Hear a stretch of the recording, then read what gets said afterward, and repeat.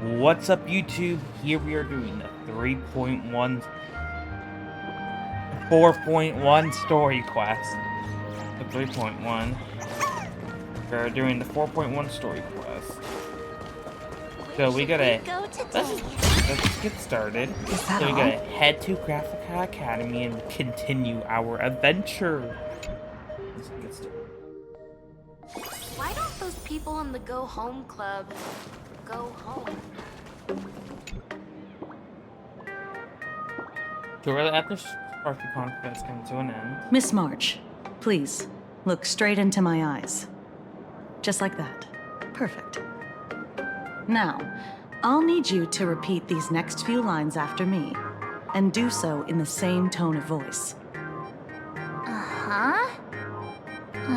Okay. The sky is blue, not a dazzling display of sparks. The sky is blue, not a dazzling display of sparks. Though dazzling sparks may light up the night sky, they can never outshine the eternal silence of stars. Are you kidding? That's one sentence? Okay, though dazzling sparks may light up the night sky, they can never outshine the eternal silence of stars? Very good. Very good.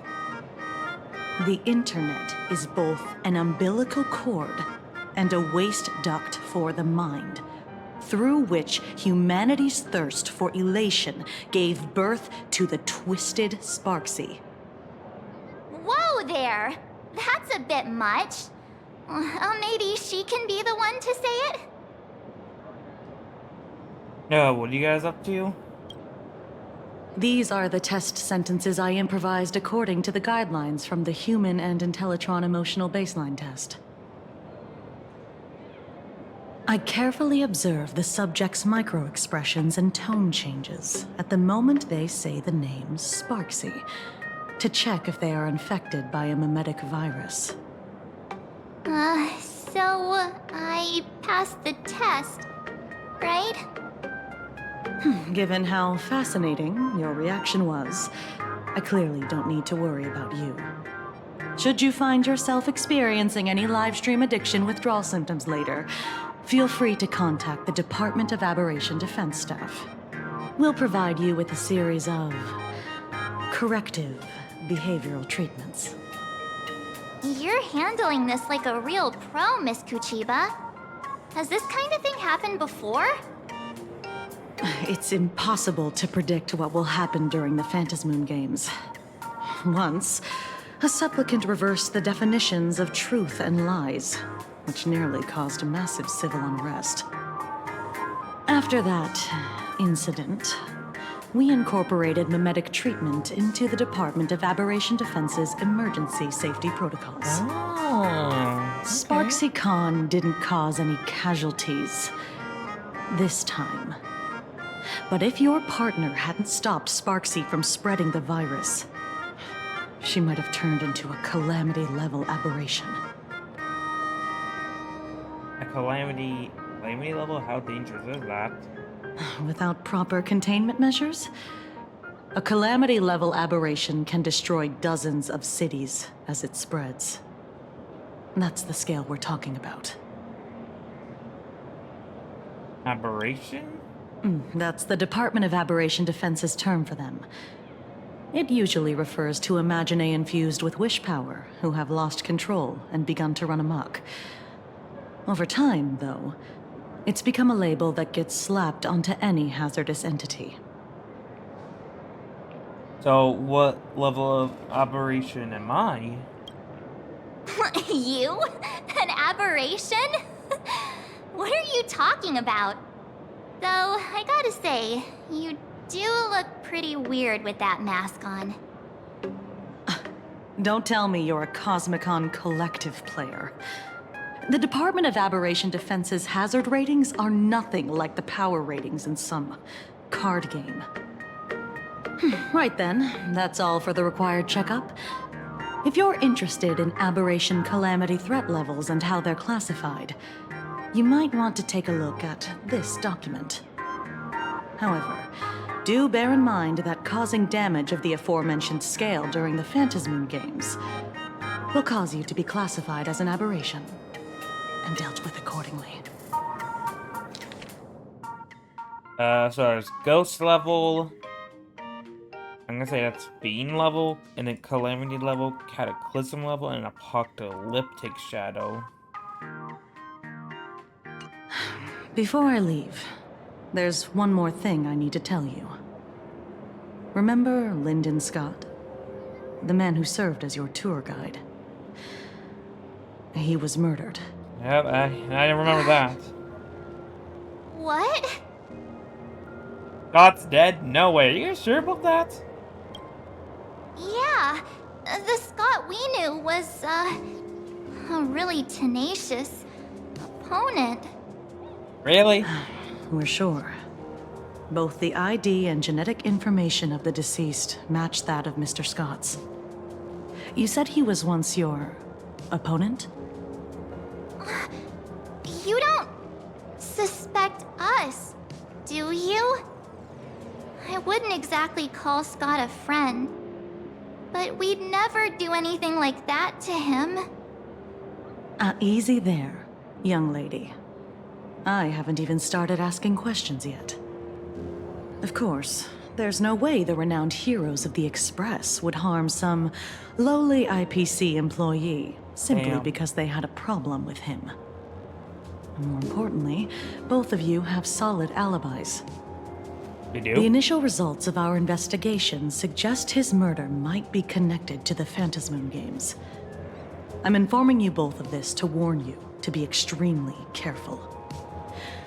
The Phantasmoon games are far from a simple game intended for passing the time or relaxation.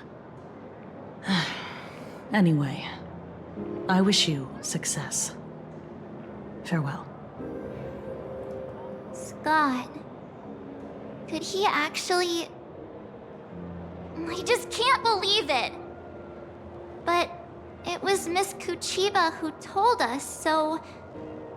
it must be true. So, the Phantasmoon games. Pretty frightening, huh? What's your take? No! When the fans are good, I want to find the truth. I don't care at all. Yeah. Even though Scott pops up now and then to give us a bit of trouble, I still feel bad about him dying so suddenly during the Phantasmoon games like this. And without even knowing why. If the killer is here for the Phantasmoon games, they might become our enemies soon. The Phantasmoon games.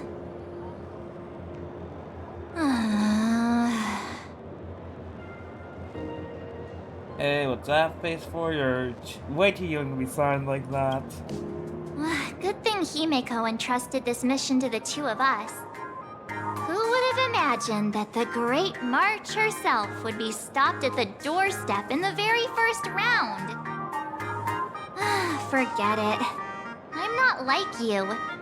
I was never hero material to begin with. Normally my hands can't even keep up with my brain when I play video games. You're definitely the right person for the Phantasmoon games. It's just such a shame. We finally get a chance to vacation in Himeko's hometown. And I thought we'd make some happy memories together. But... I'll work hard for the both of us. Oh, you're safe and sound. The Phantasmoon games may be dangerous, but I hope you'll be safe and sound. Hey, don't look down on me. I, March 7th, am a top-notch nameless who can hold my own. But, look, don't push yourself too hard, okay, you? Remember that we've got your back. Oh, right. Where are Himeko and Mr. Yang? They must be getting examined and interrogated too, right? why don't you send Mr. Yang a message? Alright, let's see. What's Mr. Yang doing? Well, Mr. Yang, where are you? A glorious man.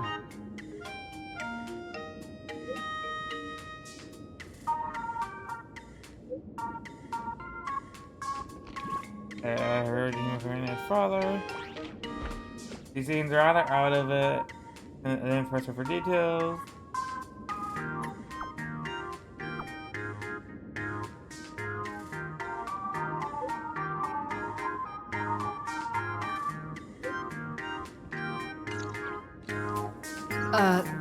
Mr. Yang said he wants to hear what happened between Himiko and her dad. I can't blame him for being curious. I really want to know too. Alright, let's... I forgot the exact pathway we take to get to that room. I'm just following some marker.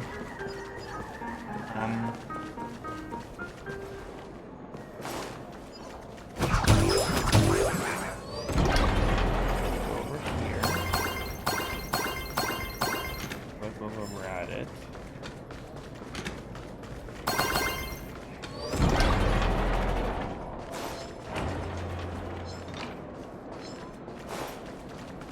Get across there.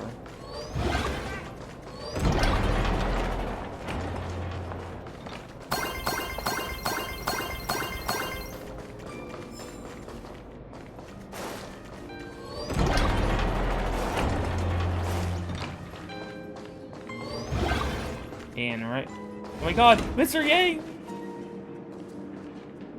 You're here. Himiko hasn't mentioned her father at all in the time since I boarded. So, what is going on between them? As you were the only one with her at the time, you're the only one I can ask. Yeah, it really threw me for a sec when you said Himiko's father. But when you think about it, it's only natural that Himiko has a father, right?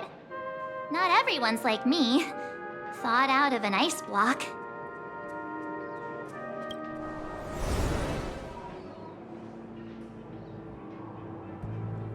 "15 years ago, the Phantasmoon Games of that year came to be remembered as the Blood-Stained Games. So many parents lost their children. So many people lost those dearest to them. One of the victims was my very own daughter. Upon my return, I stood before the grave where she was laid to rest. Her name was Himiko. So, this lady who bears her name, who exactly are you? 15 years ago, when I made up my mind to join this Phantasmoon Games, my father wasn't with me. Even as I fought for my life against the Herald of Death, my father was still off somewhere, wandering the cosmos. Strictly speaking, ever since I can remember, his presence in my life has been as thin as the air in space. So, I would ask you, who bears his name? Who exactly are you? Well, well, well. Look at you. What are you getting so worked up over? Just a joke. A joke. It's been 15 years after all. And you've grown into such a fine young lady. How could you expect your old man to recognize you right off the bat? So, what's with that gravestone I saw with your name on it then? When you don't know if you'll live to see tomorrow, there's nothing strange about getting your affairs in order in advance, is there, Mr. Ryusuke? Mr. Ryusuke? How could you be so formal with your own father? At least call me Dad like you used to, okay? I mean, hides in corner, quietly slips away. This guy, Hold like, it. oh, And you are... uh, Don't tell me. Himiko, is this your child? I wish. Grandpa. Oh, could you please stop making things worse? I am so sorry. I haven't seen you in 15 years, and now I'm a grandfather. Wait, Yeah. who's the father? Oh my god. That's enough! You are looking at my colleague. A new generation of Trailblazer. My friend and my companion on the Astral Express. Do you understand now, Father? You hear that? She called me father. Oh my god, she did. Hello there, my friend. Sorry about that. I thought you were Himiko's daughter for a second there. Do you not watch the news at all? You must forgive me. I'm just an old-timer who's lost touch with the times. I'm a painter. Most of my work involves traveling to different segmenta to complete commissions for my clients. Himiko. I know I've let too many chances to spend time with you slip away. Just slip away? The first time we met was at Mother's funeral when I was already 6 years old. Let's put that aside for now. Were you also too busy with work when I was suffering from a weathering curse? You might not believe me, but I've been running around for your sake all this time. All these years, I've been trapped in this room that represents the past that I imaginated. And I've never left it. You didn't know about me becoming the Express's navigator either? 15 years. The Express never stopped here once. You didn't even leave behind so much as a single word to indicate you were still alive. And the Department of Aberration Defense completely sealed off all records of what happened during those Phantasmoon games. I did hear many rumors about the Astral Express, though. I even saw the navigator's name. At first, I thought it was just someone else with the same name. And even when curiosity drove me to look up your picture, I still didn't dare believe that the woman so full of poise and grace was my daughter. She'd grown up safe, becoming a living legend in her own right. I thought about contacting the Express, but what if their navigator was just someone who happened to share the same name? I've been clinging to an absurd notion that if I never sought the answer, there was still a 50-50 chance my daughter was still alive. But if I found the answer, and it was no, then she would truly be dead. So, Himiko, how did you... I'd rather not tarry here too long. I'll be taking my leave now, Dean. The Express has defeated the supplicant that occupied this school and prevented another tragedy like the one 15 years ago. Now it's time for you to fulfill the duties you failed in back then. Go comfort those students, and see if you can't figure out how to deal with the media bombardment while you're at it.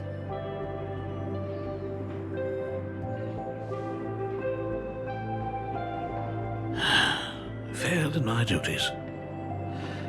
So, still mad at me? Can we talk? Let's go. Sorry, kid. This might be a bit abrupt, but... has Himiko ever mentioned her surname to you? You really talk to her herself? I'm a failure of a father. I broke her heart. But... what exactly happened 15 years ago? I can't believe it. She actually survived the weathering curse. The weathering curse? What is that? Have you heard the tale of the legendary painter Graphia? who hid everything on this planet's surface within a scroll. It is said that to achieve such a monumental feat, she made a forbidden exchange, sacrificing both her own life and that of her descendants, resulting in the Weathering Curse. Few descendants carrying the Graphia bloodline have lived past 30. Most of them wither like flowers while they're still young, skin cracking and peeling like dried paint. Himiko's no exception. She was tormented by the curse for years.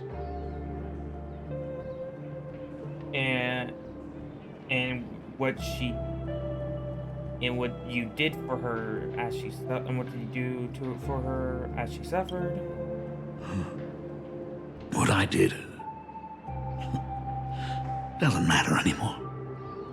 The Elixir Seekers' folk remedies, the Intelligentsia's guild treatments. I tried them all, but nothing could reverse the curse. All the time spent searching for cures only resulted in me not being by her side when she needed me the most. In the end, I am nothing but a useless father. But you appear to be very healthy. I'm just a useless son-in-law who married into the family. Strictly speaking, I can't really be considered a Graphia descendant. You're safe now, that safe and sound, so that matters. You're right. I just didn't realize it quickly enough. How she got through it, how she survived, none of that's important. What matters is that my daughter is back. That's all I need. If I may ask a small favor, would you mind showing me where my daughter works? I want to make up for all the care I failed to give her all those years. I want to get to know my daughter better. Back to the present. Truly a memorable father-daughter reunion. Brings up some memories of my own home as well. There goes Mr. Yang with that knowing look again. Just what kind of parent-child relationship are we talking about anyway? Doesn't he have like a wife? When I was a child, my parents were also always busy with work and were unable to spare a moment for me. As a child, I couldn't help but feel resentful. It wasn't until I became a father myself that I understood how they felt when they were forced to sacrifice the time we could have spent together. So, did you already promise to give Mr. Ryusuke a tour of the Express? You bet I did. Thought as much. After all, it's Himiko's dad. So, where is he?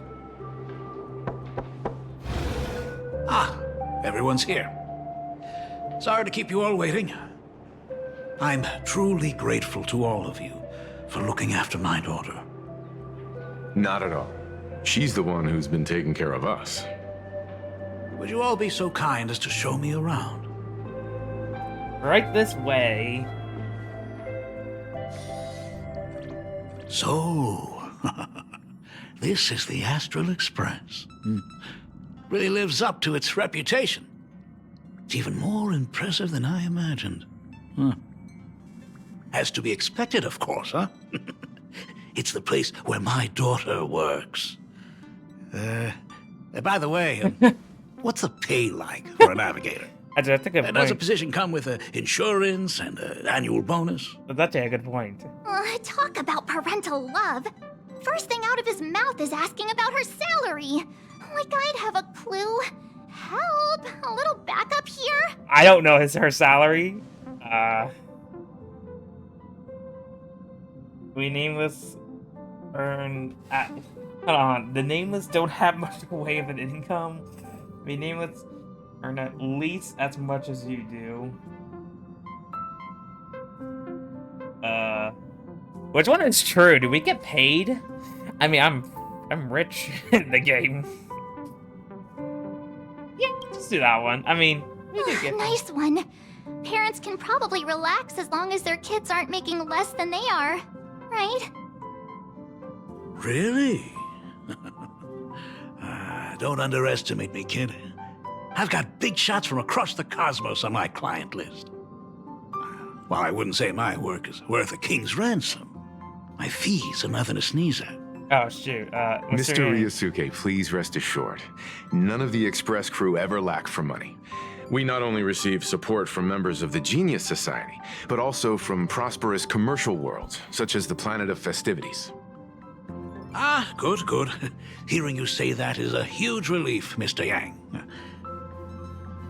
Speaking of which, what kind of work does being a navigator generally entail? Don't you underestimate Himeko either. Her daily duties include, charting navigation routes, calibrating warp jumps, and technical maintenance. Not to mention she's always guiding the Nameless on missions. Yeah. Oh, my daughter is really something else, isn't she? Where is she, actually? Of course! Every time we return safely from a trailblazing expedition, it's all thanks to Himeko's guidance and protection. She's the backbone of the Astral Express. Are you gonna mention her coffee at all? Oh, let me go tell Pom Pom what you just said. Hey, come on! You're just trying to stir up trouble. If Himeko's the backbone of the Express, then our conductor is the absolute cutest and hardest working of all. Right, Pom Pom? Oh? We got a new passenger? This gentleman does look kind of familiar.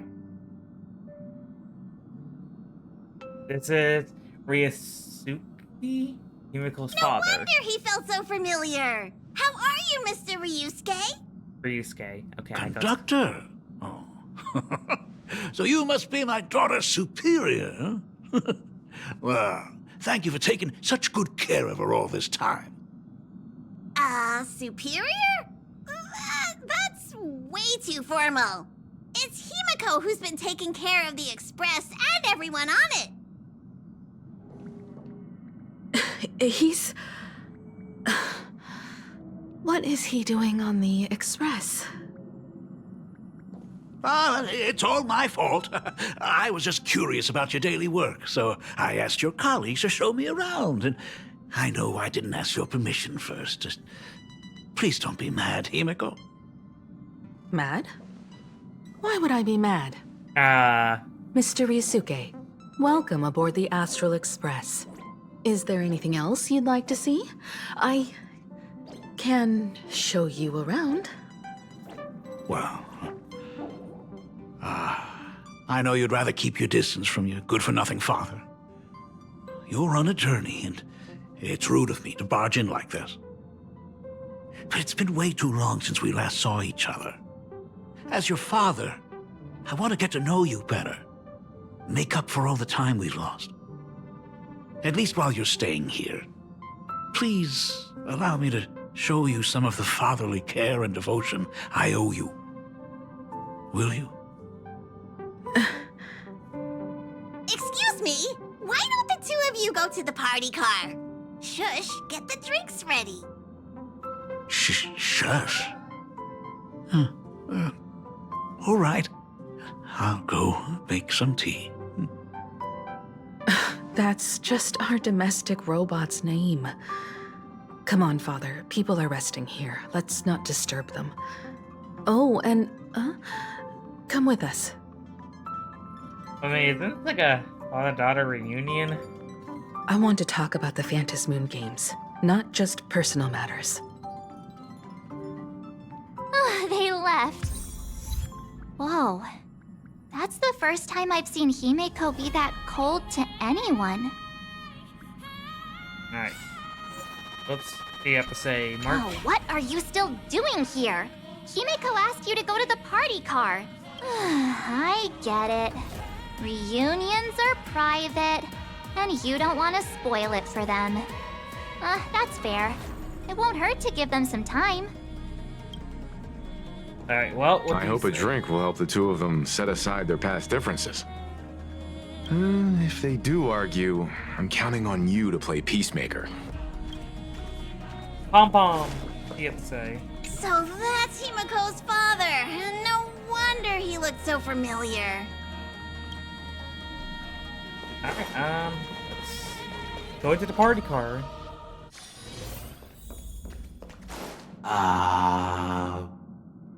When it comes to breaking the icy silence between a father and daughter, nothing's better than a cup of hot water. Okay. The person who drinks it will yelp, "Hot!" and be immediately met with a concerned, "How could you be so careless?" from the other party. And just like that, the conversation starts flowing. Does that actually work? Friendly reminder, that is not a joke, but a practical ice-breaking tip. Oh, okay. Your robot is hilarious. I'm surprised how relaxing and comfy the work environment is here. Got it. I'll make myself scarce. Everyone's like, got it. I understand. I'll, leave. Being a nameless is neither relaxing nor comfy. Most of the time, we are facing down Void Rangers from the Antimatter Legion, bugs left by the Swarm disaster, Borisin, and various organizations that are suspicious of the Express or have malicious intentions for us. That dangerous? Huh. Maybe this trip home is a great chance to quit your job, huh? I mean, talk about coincidence. Just so happens I'm getting on in years. And Graphia Academy is in need of a new dean.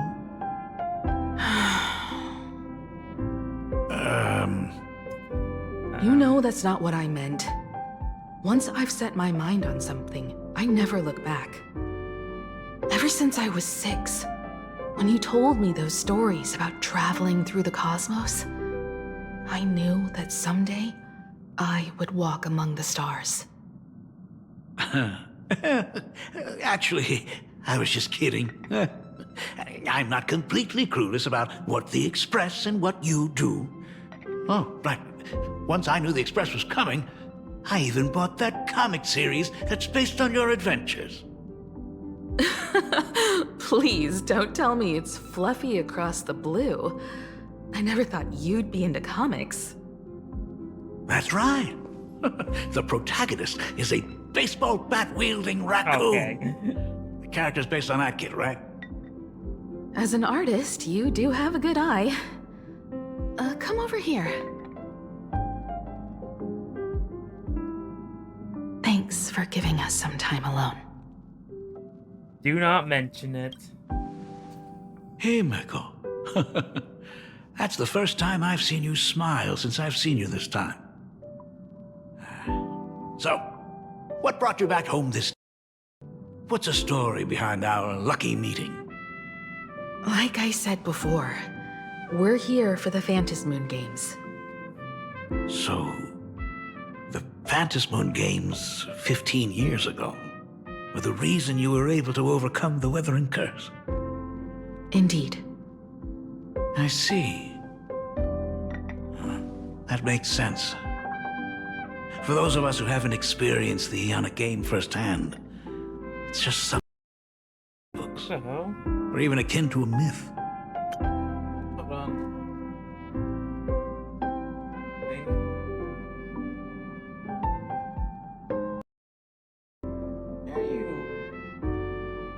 Okay, I don't know what's going on. But I never imagined that the Ionic game would turn into a blood sacrifice overnight.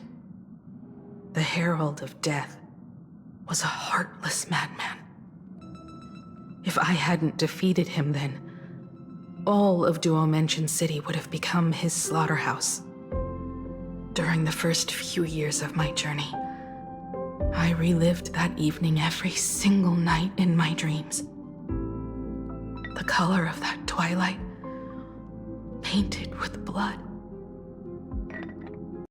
Blood. Blended with terror and screams.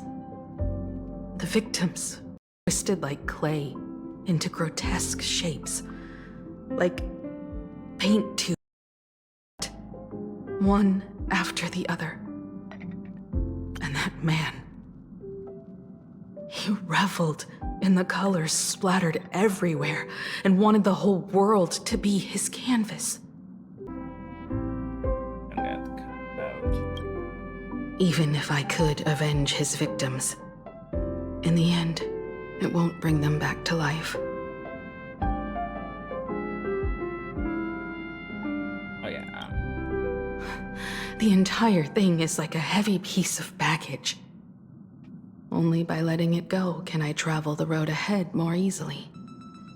You did your best. And I'm glad to see you made it back here safe and sound. I thought I'd never come back. But the times have changed. The conditions to hold the Phantasmoon Games have been met again.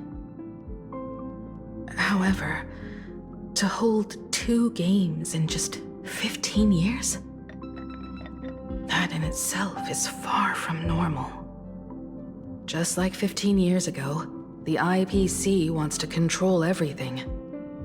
However, a game woven by the most fickle of eons is destined to slip through everyone's grasp. I received a report from the Department of Aberration Defense. I'm sure she must also have heard.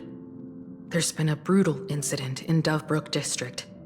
Someone massacred everyone at the headquarters of the Sinwish Syndicate, leaving a signature that only the Herald of Death would use. The Bloody Bloom.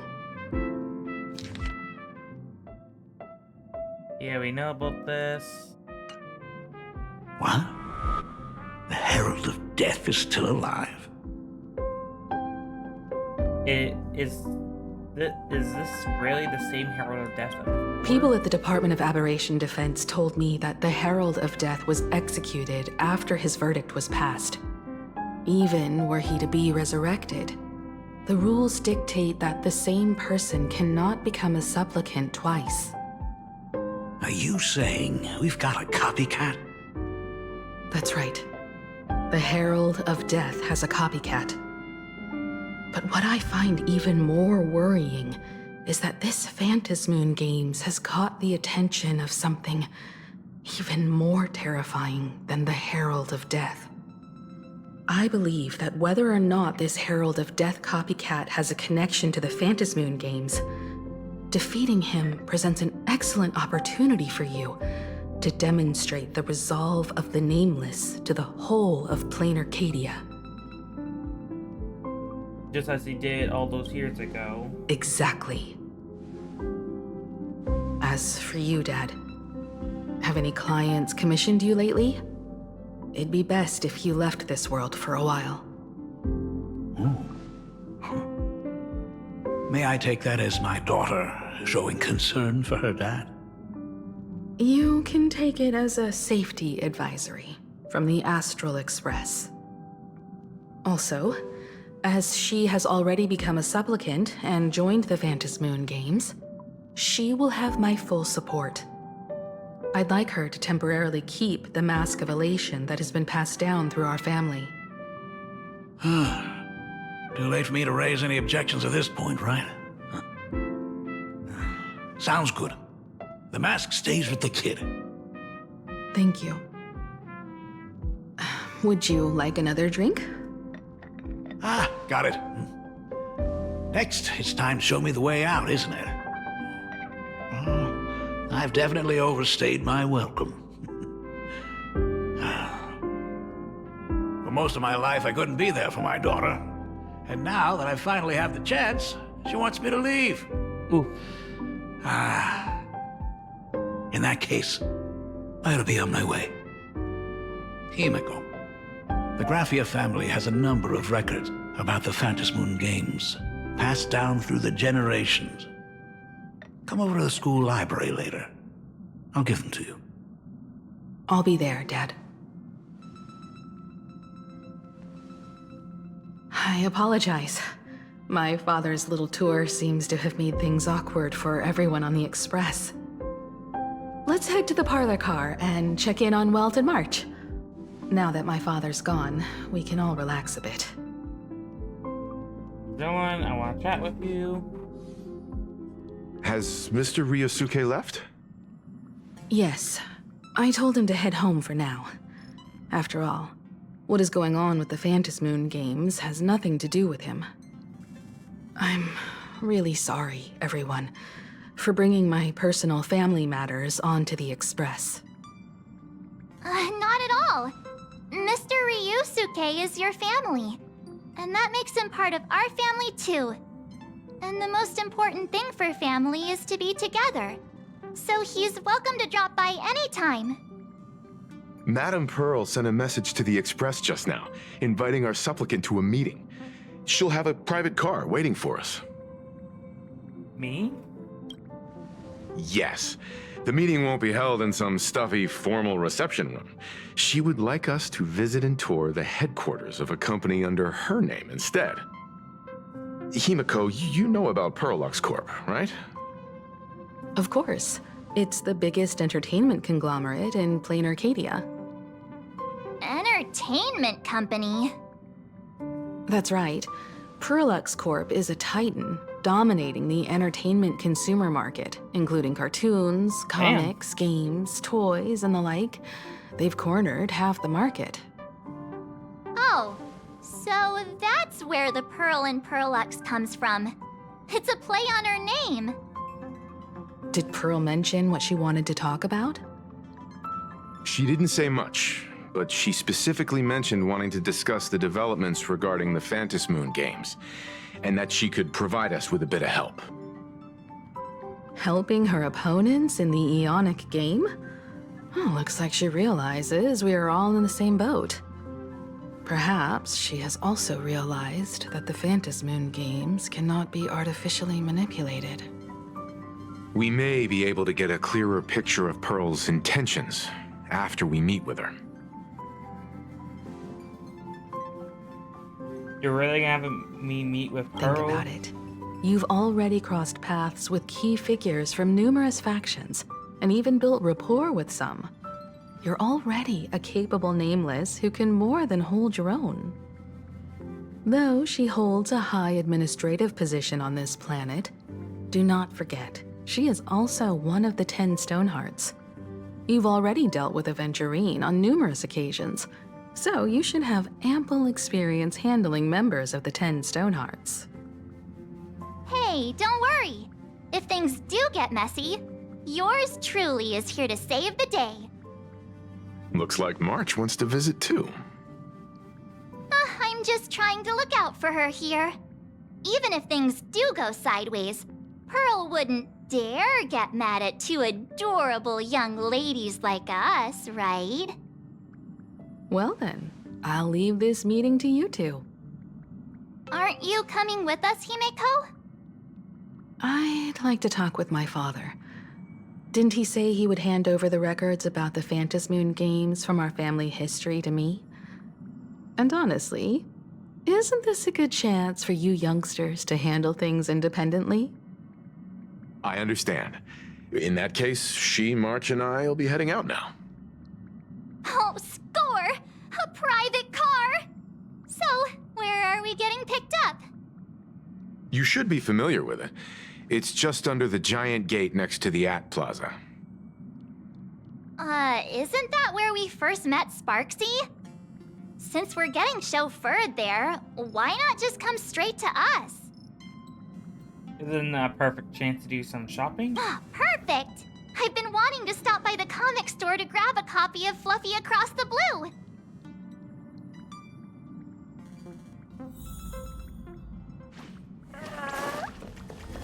Wait, where's...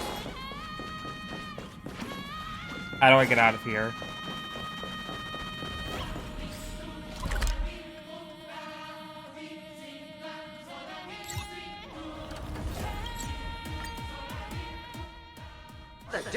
It's still early. Where to now? Museum of Possible Past. Okay. The next stop is So I gotta head to the train will depart the city and wait for Please a mind the Pearlux gap Corp between the train and the platform and keep an eye on your personal belongings. Thank you. For your safety, please stand firm on the escalator and hold the handrail securely. Do not run. Get those over there. So far, this story has been pretty interesting. I like Himiko's father. He's pretty chill. Please We do gotta not look take at those any next. pictures. Thank you, sweeties, for watching our show.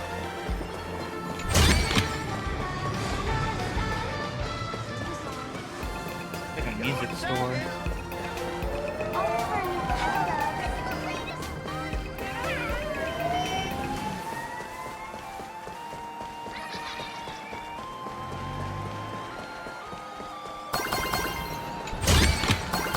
Is that all?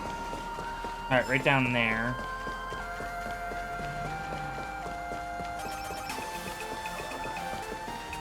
That was the achievement by going on green.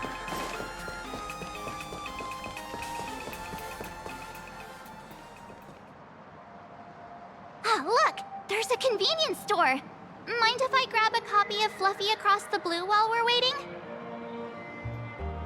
Is that the comic based on the Express's adventures? The author sure knows how to tap into what's trending. The best part is that the author drew all of us as adorable little animals! Totally fits our personas, don't you think? You're super adorable March Bunny. Right back at ya, baseball raccoon. In fact, it was recently announced that the Fluffy is getting an animated adaptation, and the copyright for it is currently held by Pearlux Corp. It's a super memorable comic! No way can I miss getting a copy while I'm here. I promise I won't be long. A couple of minutes, tops. Looks like we got here on the early side. Since coming to this world, I still haven't had a chance to get a street-level view of the city. How about this? We'll meet up under the ad at the Plaza Gate in a few minutes. All right. Sounds like a plan. Oh, what am I supposed to Might do? as well take a look around then. Absolutely insane. Did you see the post I shared? Hey, you hear the news? There was a supplicant battle at Graphia Academy. Yeah, I saw it. The online forums are already blowing up. The supplicant called Sparksy. How terrifying! Actually using live streams to spread mimetic viruses. Eons, that's just evil! I can't believe the Department of Aberration Defense is letting someone that dangerous run loose! I heard her livestream got permabanned. Good thing that Nameless from the Astral Express acted so quickly. I wonder what the next supplicant will do. That male voice sounds kind of familiar, but I can't put my eyes on it. Have you read the new chapter of Fluffy Across the Blue? And we got March. I've tried buying a copy of the Fluffy from a couple of stores, but they were always sold out. I really hope this store has it in stock.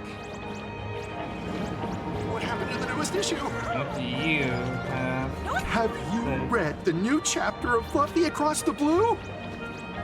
Sorry, I'm not into comics for kids. Oh. They just released the official concept art for that giant pom-pom robot!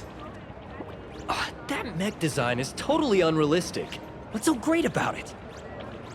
Do you have the slightest clue how to talk to other people? Do you? Hey, relax.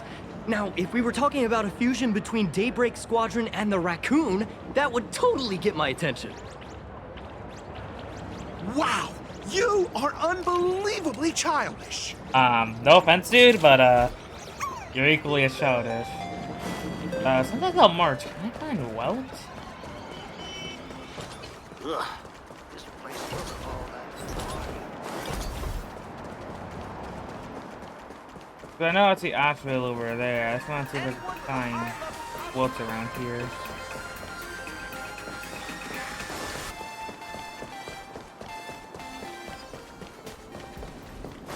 Maybe I can't find him. There's one more look Hello around. there. Would you like... No, man, I would not.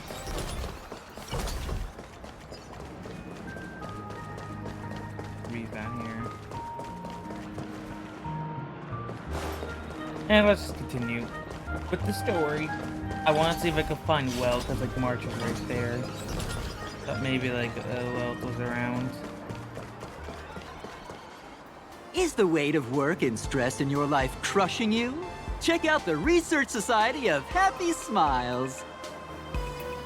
So, this free? Rest assured, the only thing joining our Research Society will cost you is a bit of your precious time.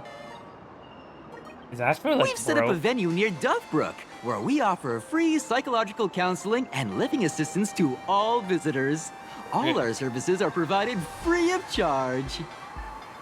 I had a friend who passed away, and he'd mentioned you before. He told me that if I ever ran into trouble, the kind people at the Research Society would help me. Your friend passed away? How terribly sad! But the words he left you have illuminated your path in life.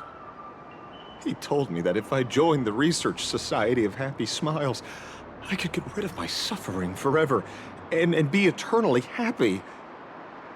That true? Of course it's true. Just look at the society we live in. Everyone's suspicious and dismissive of one another, and willing to take dangerous risks just for a little pleasure, for a thrill. Did you hear about how a streamer took over Graphia Academy and was trying to spread a memetic virus through the internet? And over in Dovebrook, gang violence erupted and left a pile of corpses in its wake. Oh, may the Master of Elation save us all. The Research Society was founded with the sole purpose of healing humanity's incurable inner pain. Following Aha's creed, we aim to spread laughter across the mortal coil and eliminate all suffering. Eliminate all suffering? What does that mean? Exactly what it says. As an eraser wipes away the doodles of a pencil, so too shall the pain be wiped away.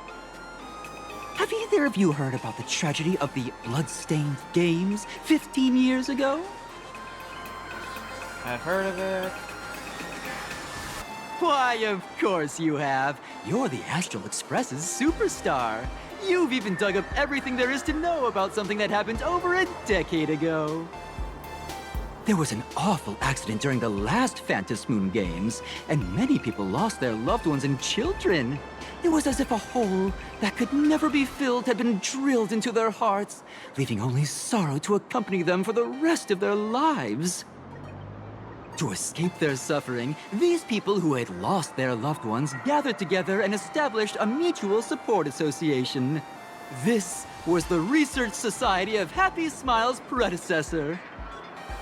It's now been well over a decade, and the Research Society continues to help more and more people emerge from the darkness in their lives and step into a brighter, happier future.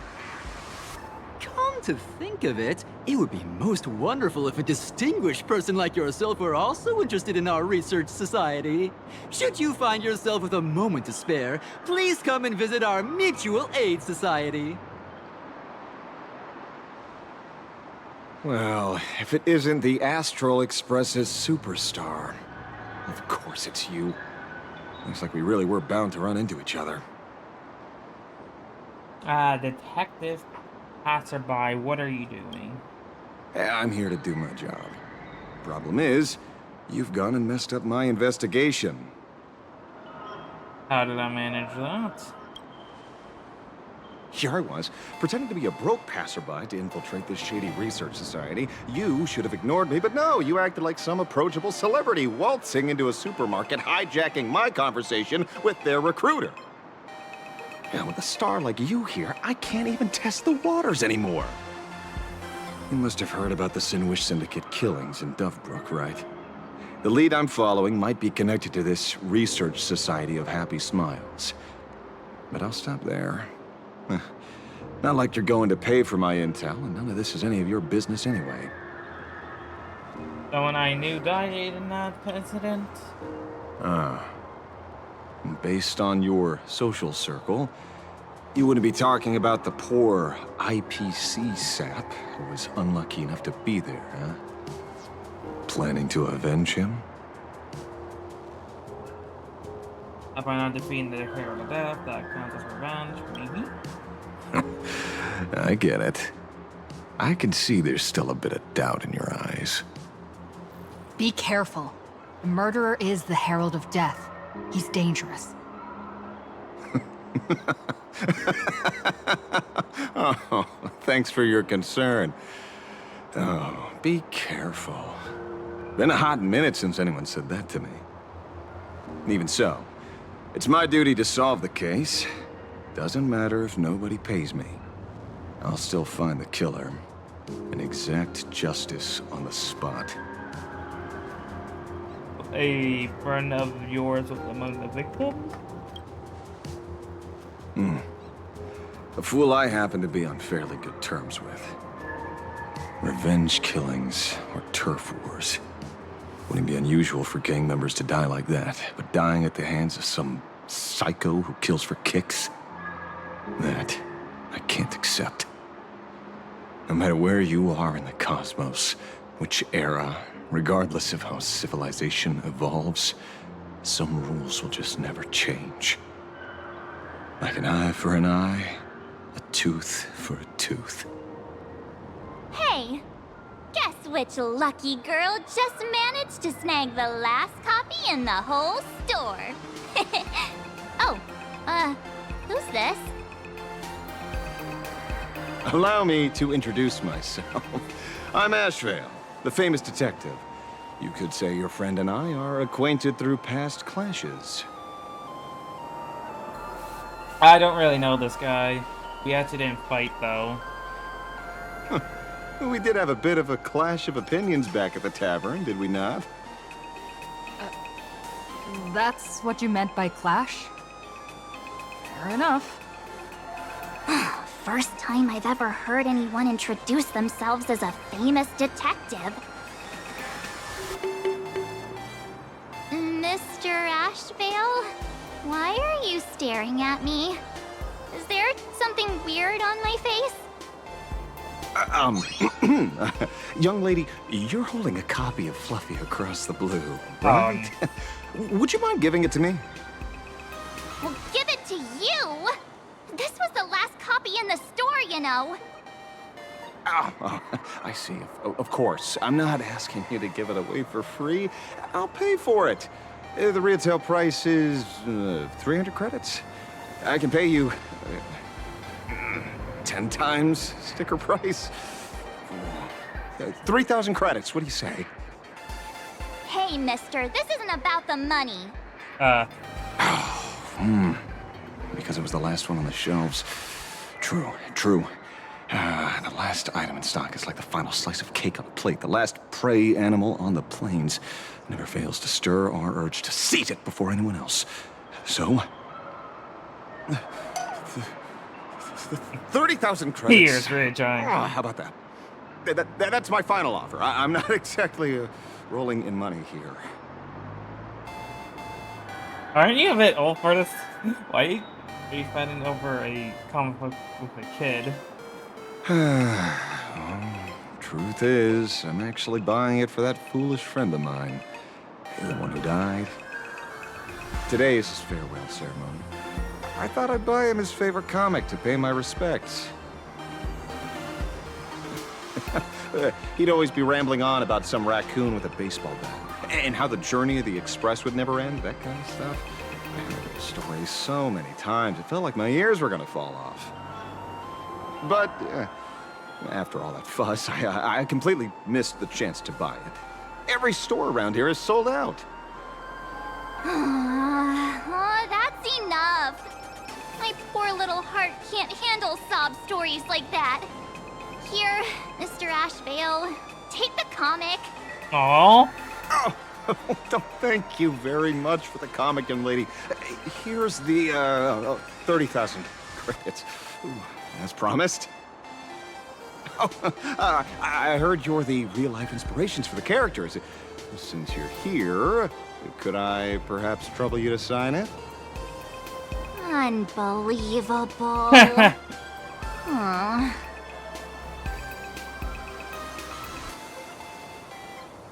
Aw. Sign the baseball raccoon. Thank you both. If Kostat could see this from where he is now, I'm sure he'd be smiling down on us. As a token of my gratitude, I'd like to give you a friendly word of caution, little girl. I know you plan to target the Herald of Death and cement your heroic image. However, all eyes will be on you during the Phantom Moon Games. At such a public stage, discretion would be wise. Because when the masses see your magnificent miracles and wield your extraordinary power, fear and jealousy could turn their wish power into wish you ill power at the drop of a hat. Forgive the expression, but you get what I mean. So, whatever plans you might have for this Herald of Death, why not leave the whole messy affair of revenge to someone who couldn't care less about winning or losing? Like me. Just like this comic, I'm dead set on getting him. You're a supplicant? Is he an acquaintance of yours?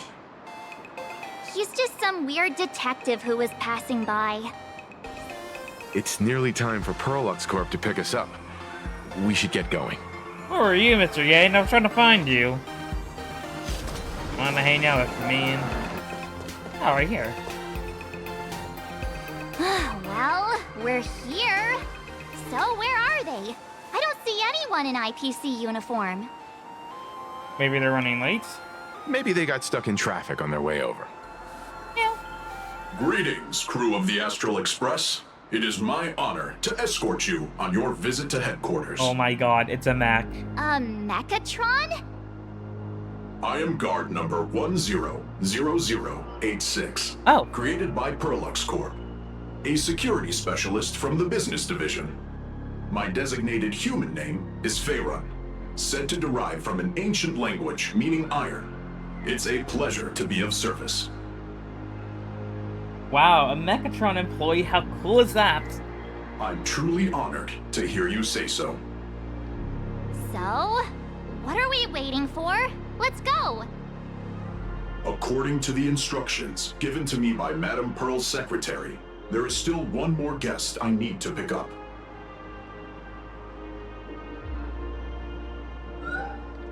Oh, well, now, how did I not see this coming? Looks like we're going the same way after all. It's you again! Hey, Mechatron, what's the plan? Do we hop into your cockpit, or are you gonna give us all a piggyback while you fly over? Your ride is ready. Please, take your seats, everyone. Where?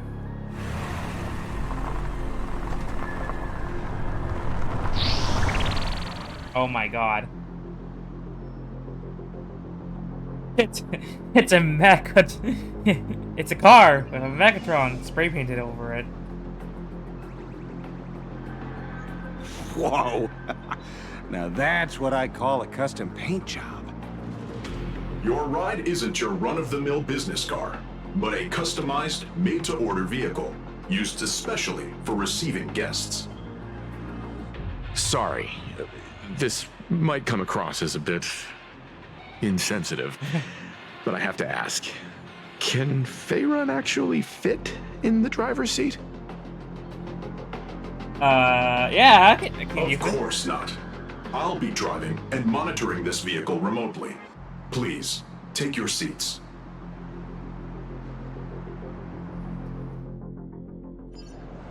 No. Oh, it's a very cool car.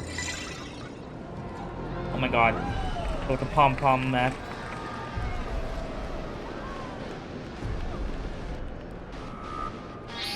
Oh my god, Will looks so happy. That is astonishing. Bro looks so happy. Wow, that's one massive robot! Ladies and gentlemen, welcome to the headquarters of the Perlux Corp. Back when Himeko said this was an entertainment company, I knew their headquarters wouldn't be some ordinary old office building. But this is way too much. That giant robot statue? This place is totally like some supersized mega hangar! Ha ha! You're absolutely right. In accordance with the vision of our founder, our lobby was intentionally constructed as you see it now. To realize dreams that far exceed what consumers imagine has always been Perlux Corp's core design philosophy, and we have never strayed from it.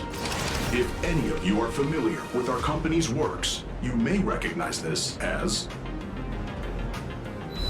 Oh my god. Megatron Warrior Series, the Daybreak Squadron's base of operations.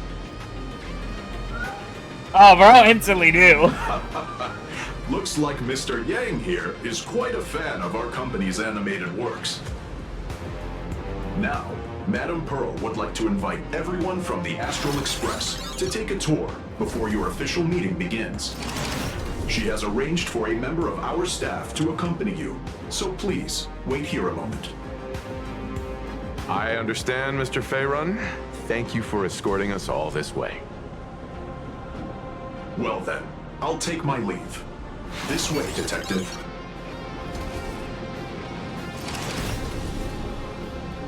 Oh. See you around, everyone.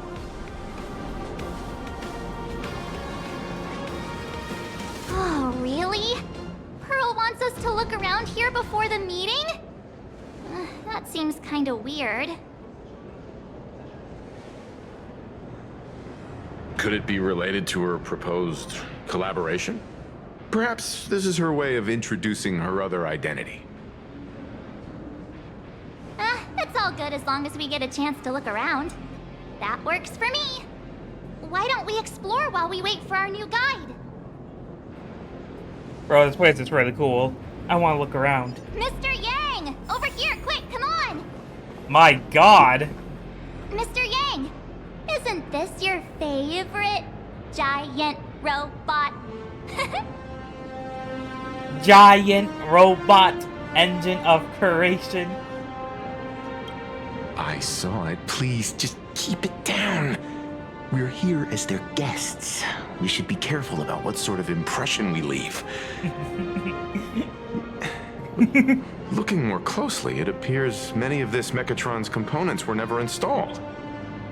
Oh, what a shame. I was hoping to see it finished, to see the completed Mechatron. Imagine how it would look in motion. What a glorious sight that would be. I know, it would be. Really? Oh, in that case, Mr. Yang, let's hear it. Which one's stronger? This giant robot, or that Arahato you designed back when you were an animator? Seeing as we're on someone else's property, comparing robots from different works would be most disrespectful to the creators themselves. Come on, tell us, pretty please, I want to know. Come on. Arahato is an animation all about robots, while Daybreak Squadron is a live-action hero drama. The two really cannot be compared. Oh, what a stereotypically textbook mature answer. My days of being a hot-headed young man are well behind me, so please, cut this mature old man some slack, would you? We don't usually come to a place this cool. So why don't the three of us take a photo under this massive Mechatron? Now we're talking. Let me set the self-timer, so we can all get in the shot together.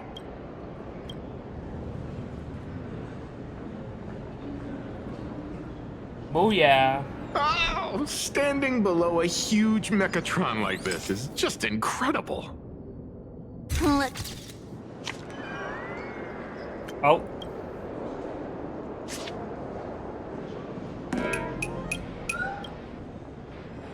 Where did this extra person in the photo come from?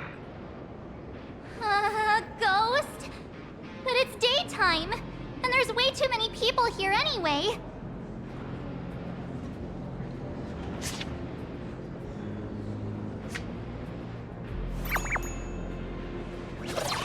Oh, there she is. now. Who are you? Oh. Wow, this truly is a magnificent face. Oh, it's nothing like how it looks on the news. Being able to see it up close feels almost surreal. I know she's like Farina's voice actor, but like I can now hear it so much more.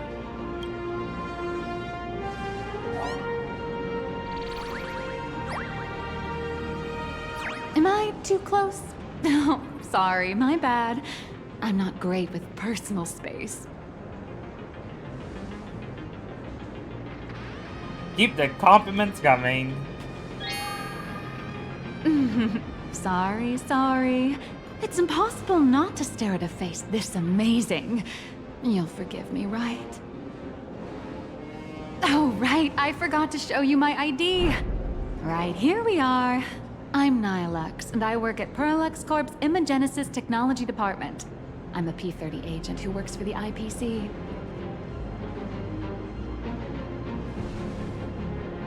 Hello, Miss Nihilux. So, what brings you here? Madam Pearl sent me to the lobby to pick you up. All of you are famous super cosmic level heroes whose faces have been all over the news more times than I can count. So of course I recognized you right away and just couldn't help rushing over here to snap a selfie with you. Hope you don't mind. I see. Well, then, hello, Miss Nihilux. Hello everyone! Starting now, I'll be your tour guide, taking you on a comprehensive and in-depth tour to every single must-visit place in this building. From the Mechatron Imagenesis that managed to pique Mr. Yang's interest, to Miss March's favorite fluffy across the blue merchandise, I'll reveal all the secrets behind our hottest products. Oh my God. Seriously? I can't wait! Of course I'm being serious. If there's anything you want to see, learn about, or even get your hands on along the way, anything at all, just let me know. Why don't we head to the gift shop first? I'll get you all some souvenirs. Alright, let's see what Mr. Yang's looking at. Mr. Yang, you seem reluctant to part with the Mechatron.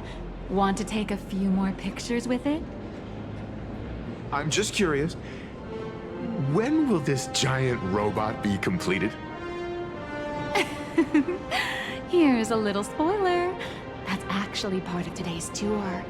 We'd like to invite the heroes of the Astral Express to help complete this Mechatron statue. Will it be able to move like the other Mechatrons in Plain Arcadia once it's done? Oh, I'm afraid it'll be a bit tricky. You're probably all aware that Mechatrons are imaginae driven by wish power, which means they don't actually have any complex machinery inside them. You know how humans tend to unconsciously imagine inanimate objects as living things that can think and move?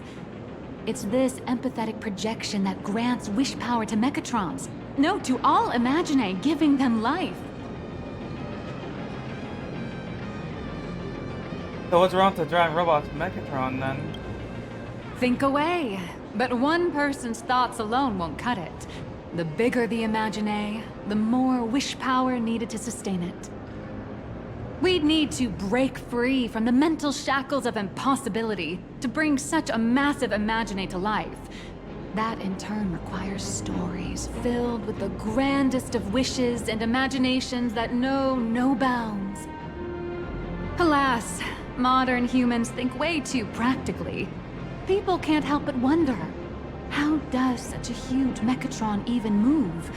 Given how massive it is, why doesn't it just collapse under its own weight? The tiniest seed of doubt in the giant Mechatron, standing tall astride the Earth, becomes nothing but an impossibility. Maybe it'd have a better chance of coming to life in a more primitive society. Oh, truly a pity. Cheer up! Today's your chance to finish building this massive Mechatron. Think of how many robot enthusiasts would kill for this kind of opportunity. Fair enough. I mean, she ain't wrong. My god. So this is Parallax Tower. Oh yeah, it's like different floors. Where can I buy these? Crush mediocrity and rise to greatness. There's a saying that goes, dreams of wealth, the heart of a hero, and countless efforts all lead to Parallax Corp. Whether you're a kid or an adult, everyone has their own sweet dreams. Becoming a hero who saves the world from evil forces. Merging with a giant Mechatron to unleash awesome ultimate moves. Yeah! Parallax Corp sells these dreams and makes a killing off of them. If I could have everyone's attention, you can buy models of Parallax Corp's Mechatrons in this area. Among them is the best-selling Daybreak Squadron series. Wow, look at this. It's so intricate. No wonder Mr. Yang's got Mechatrons on the brain. I very much envy the kids here in Plain Arcadia. Back in my day, robot toys were still quite the luxury. Seeing all your eyes light up like that reminded me that I, too, was once young. Back then, there was a stretch when I was so broke that I'd spend ages debating whether to buy a carton of milk from the convenience store. I kept telling myself that I had to work hard so I could get rich someday. So, did you manage to get rich? After years of hard work and hustling, at the very least, I'm no longer young. I'm no longer young anymore. You're both young and beautiful.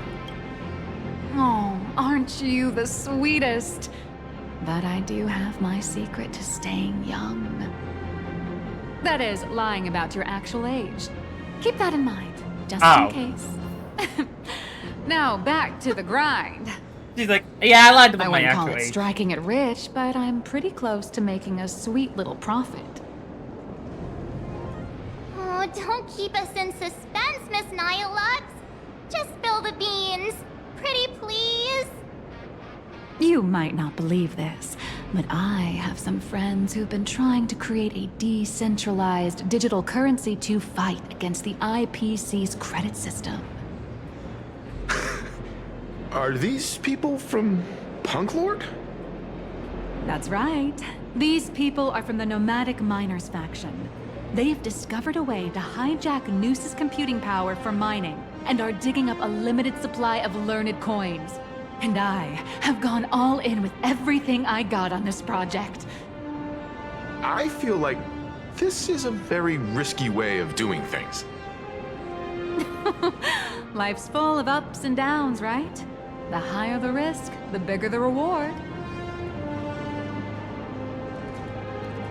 Alright, You watched Daybreak Squadron 2?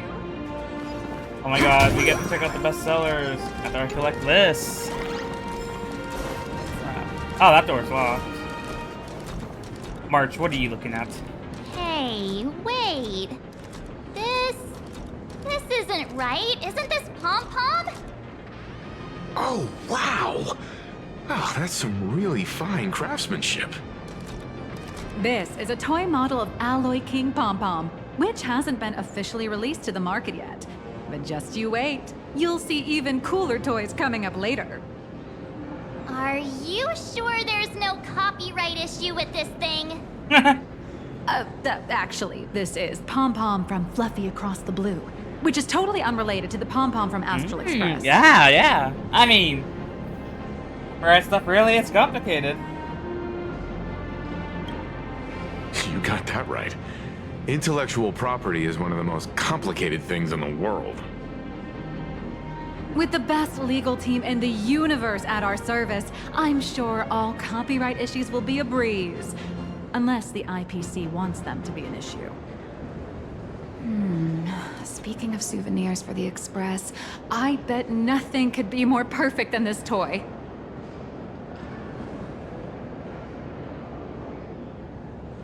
But if it's a I have a small favor to ask. Would you mind taking a photo with me by that headless Mechatron statue over there? And maybe signing the photo too. I'd love to leave it as a memento for the staff at Perlux Corp. How's that sound? If you're willing, I can pull a few strings and use my access privileges to give you all the gold-plated prototype of the yet-to-be-released King Pom Pom Alloy Armor 999, the only one in the entire universe. Just give it a thought. Sounds like a sweet deal. A one-of-a-kind souvenir in the entire universe? Our conductor will definitely love it. It's all up to you. Come on, let's go.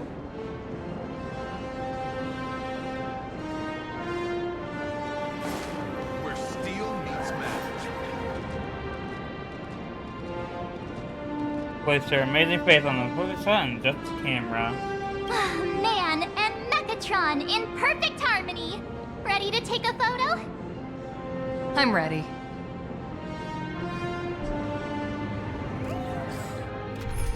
Whoops.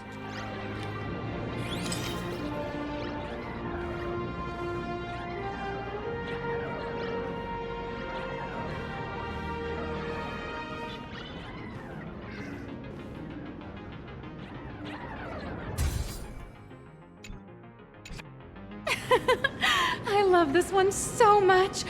I suddenly have this selfish urge to keep it all to myself. And don't forget about that exclusive gift you promised. You bet. In fact, I'll throw in a normal edition for each one of you as hush money. Come on, let's head to checkout. Alright, head to checkout. You watch Daybreak Squadron 2? I love you, ladies and gentlemen. How are you doing? It's my pleasure to serve you.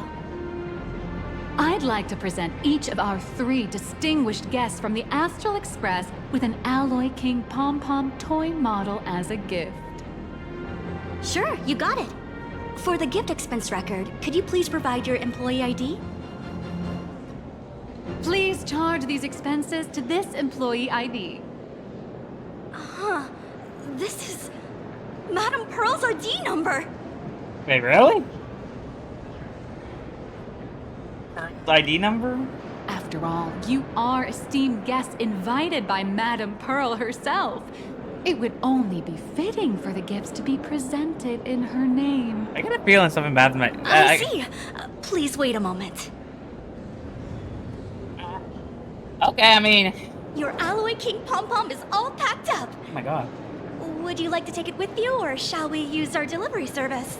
Since we still have the tour to go through, please just have it delivered to the Astral Express. No problem. Hope you enjoy your visit here.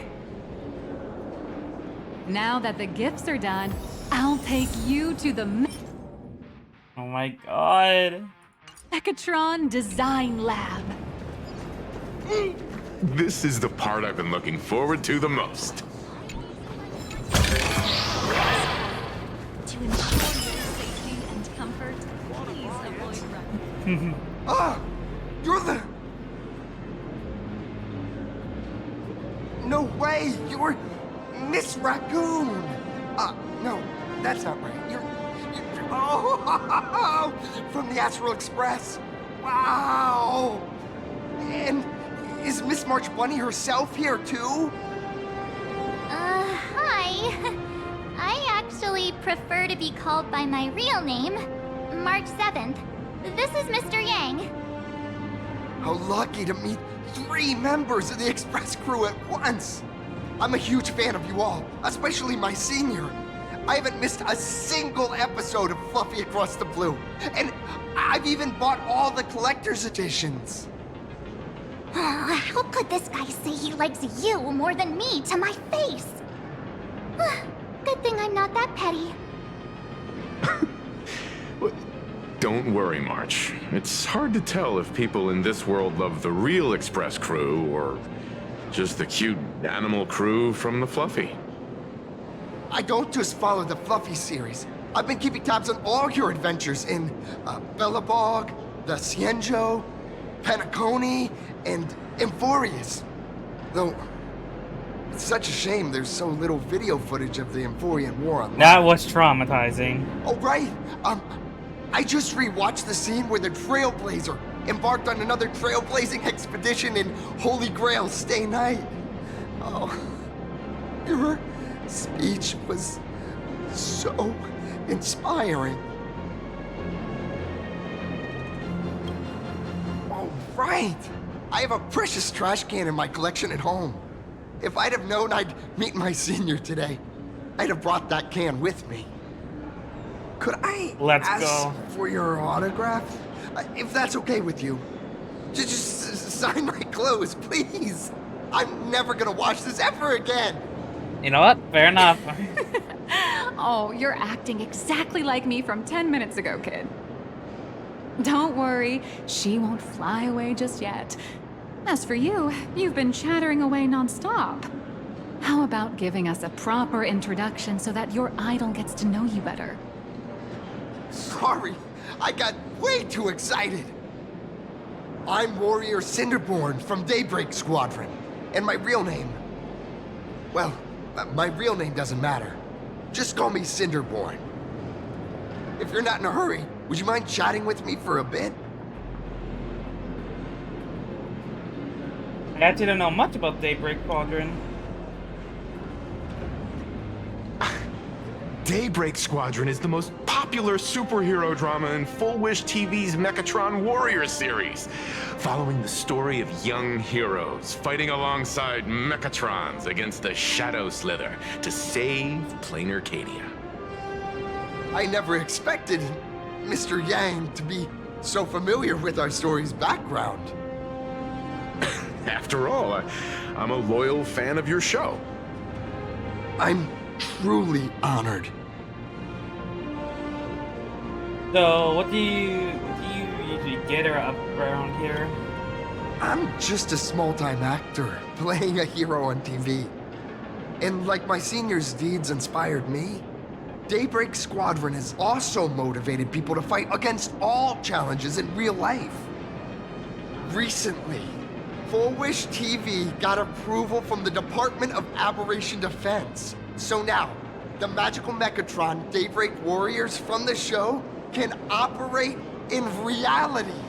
My friends and I are just honored to fight alongside the real Bullet Worm.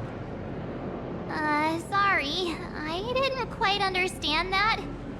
So, are you still an actor or not?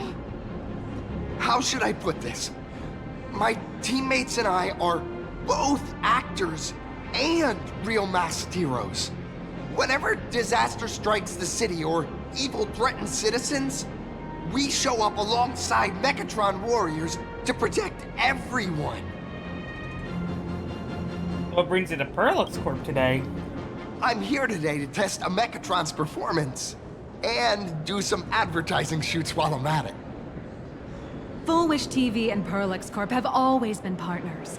Even the squad's transformation Mechatron is imaginated by Perlux Corp.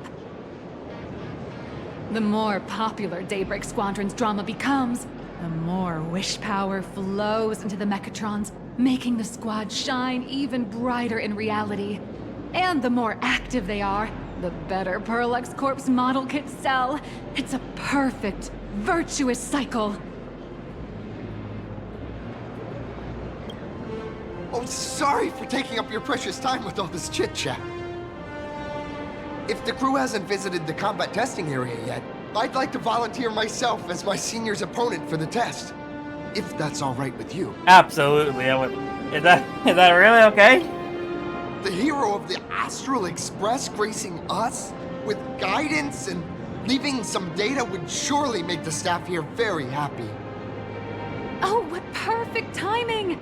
The combat testing area is also part of today's tour. That's the way to fame for ya. Don't let down those kids who look up to you. Yep, can't let them down. Honestly, that's my weakness. I can't allow myself to let adorable kids down. First, have everyone take part in the assembly process for the Mechatron in the control room. Then, using this Mechatron as a template, we'll build a smaller unit for her so she can try out the combat test program.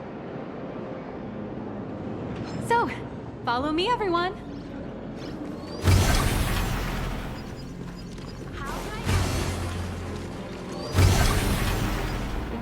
So I'm assuming there's all of this over here. This is Perlux Corp's Mechatron Imagenesis Design Lab. 15 years ago, the first Mechatrons of Planar Cadia were born here, and they immediately gained widespread social influence upon their debut. Today, Mechatrons have become the most common and iconic symbol throughout the streets. You could say that Mechatrons are the first and currently only Imaginae that can be mass-produced on assembly lines. Does Planar Cadia really need that many Mechatrons? Perlux Corp has indeed driven the modernization of Imaginae and Planar Cadia. Who knows? Maybe even stranger Imaginae will be created in the future. Say, dear guests, do you know what the first step is to creating an Imaginae in Planar Cadia? Draw the physical form. As expected of the Nameless, you're quite knowledgeable about the customs and culture of the world you've set foot in. Drawing the physical form means humans using brushes to give shape to fictional beings, which was originally the domain of professional artists. But here, collective creation and standardized Mechatron blueprints have replaced traditional artwork, improving standardized workflow efficiency and reducing wish power resource waste. In short, this is the industrial revolution everyone's been chasing. Oh, to think that even Imagenesis, a skill as magical as this, could be industrialized. I'm suddenly starting to admire the IPC. That's nothing. Our company aims to create 2 billion Mechatrons for social production and public services before Arcadian calendar 2030. And that includes special combat Mechatrons like the Daybreak Squadron. That's a staggering number. But can the wish power of the people here really sustain so many Imaginae? That's why Perlux Corp keeps churning out animations and hero shows one after another. In other places, these are just entertainment. But here, they're legit breeding grounds for spiritual energy. All of this shall serve Madame Pearl's grand goals and ideals. All right, back to square one. First step, let's go print the Mechatron structure blueprint. All right. Please adjust the Mechatron design parameters according to your needs. Pretend to adjust the parameter to restore default. Open the parameter and carefully pick a set. Mechatron assembly blueprint updated. Processing. Printing. If that hits you, this is just a trial project. Could it be that no matter how much I adjust it, the final printout always comes out exactly the same? Your suspicion makes sense. But please answer my question first. Which do you prefer? The sense of achievement that comes from hard work, or the convenience of getting things done easily? I want them both. You got that right. The fully automated Imagenesis blueprint design system perfectly matches your needs. You can meticulously adjust every parameter, or just hit one button to skip it all, and the automated system will always produce results that meet the standards. Amazing, right? Just like how the inventors on planet Screwlum used to ask themselves, if all their inventions were already pre-recorded in the Supreme Punch Tape, what's the point of inventing in the first place? Printing complete. Please retrieve your blueprint. What you just said is the answer. It's not about the results of creation, but the elation we experience in the process.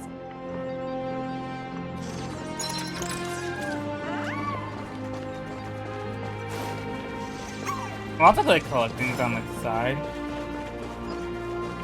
Oh, there, sir. Oh, hello. But please show me your Mechatron assembly blueprint. So, submit blueprint. No problem. Blueprint has been recorded. The Mechatron parts are ready to go. Hope you enjoy the experience.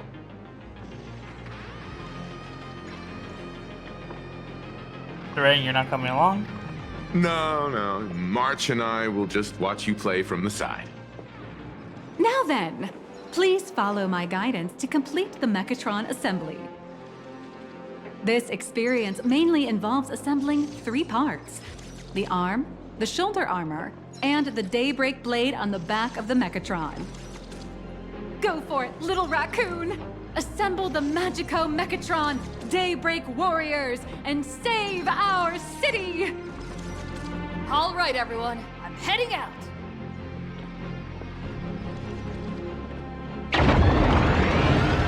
That's what they have to say. Go now. Your little fans are waiting for you. Well, go ahead.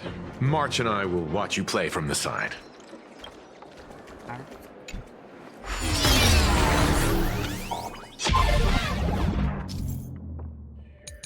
Mech assembly. These are easy. The first step of assembly is to remove each part from the frame, one by one. Nippers, hobby knife, sandpaper, sanding stick. Parallax doesn't provide any of these. But don't worry, the explosive device will solve all your problems. Just step on it, bravely. Yeah, I don't know if that was actually part of what I was supposed to do.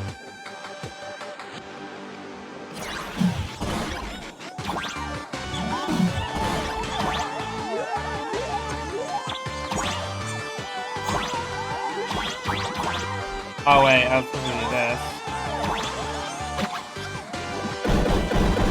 It may look brutal, but it leaves no burns. And that's the magic that we at Parallax Corp are so proud of. Oh, it's in here.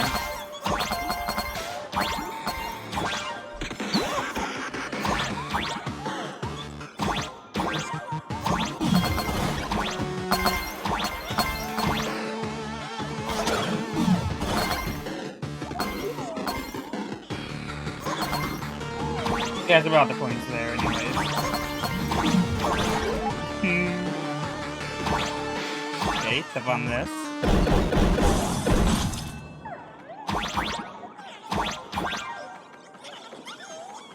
Okay, here.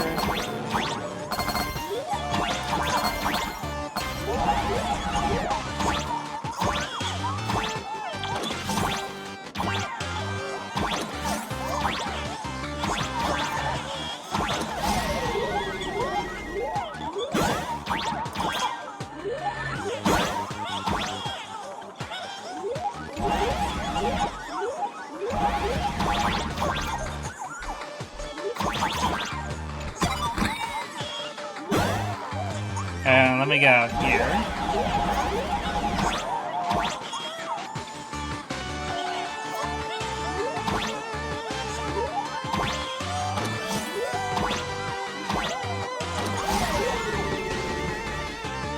Next, please activate the mechanical maintenance arm and align it with the shoulder joint base to connect the arm. Oh my god, the arm's connected. Good. We're done with the arm for now.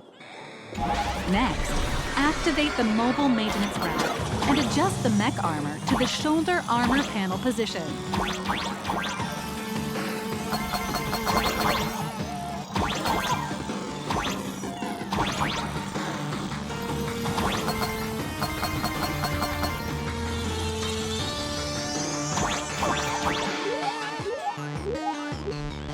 Whoops.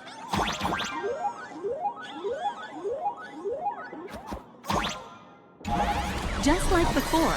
The first step is to remove the parts from the frame. Artificial gravity field adjusting. Please exercise caution. I'm loving this. I get the bit of mech. Activate the thruster and push the shoulder armor towards the unit interface.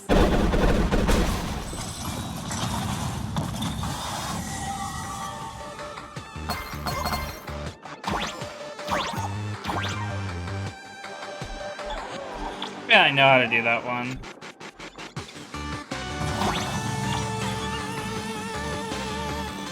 Beautiful. Absolutely beautiful. This giant Mechatron is truly the soul of Lux Corp.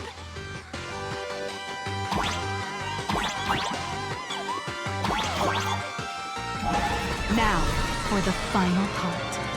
Please install the Daybreak blade on its back.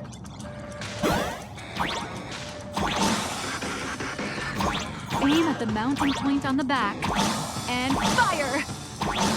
Awaken! Daybreak blade! We did it! Mission accomplished. The colossal Mechatron you built with your own hands will now stand proudly in the center of this hall. The great hero of the Astral Express has graced this place, left behind a blueprint, and even contributed their own inspiration to the completion of the Mechatron statue. What outstanding promotional material this is for the marketing department.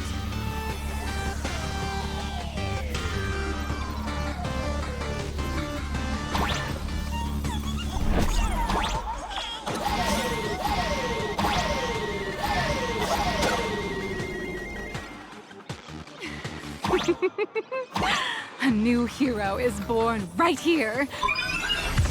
Step forth, Miss Little Raccoon, and become the guardian of Plain Arcadia. Powerful wish power supply entity detected. Initiating lake.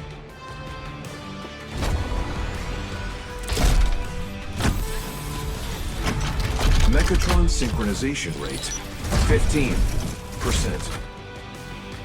Oh my god. Assembly complete. Could the next step be? We're in a mech? That's right. With the completion of the Mechatron assembly, it's time for some heart-pounding combat. Mechatron synchronization rate 39%. 42%.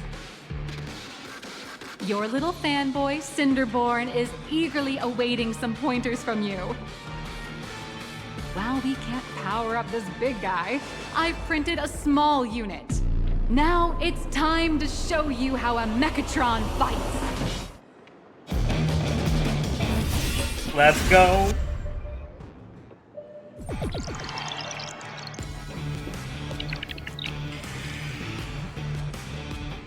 I merged with the Mechatron? Where am I now?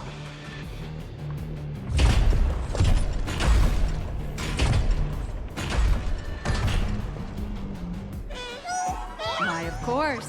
It's the combat testing sandbox.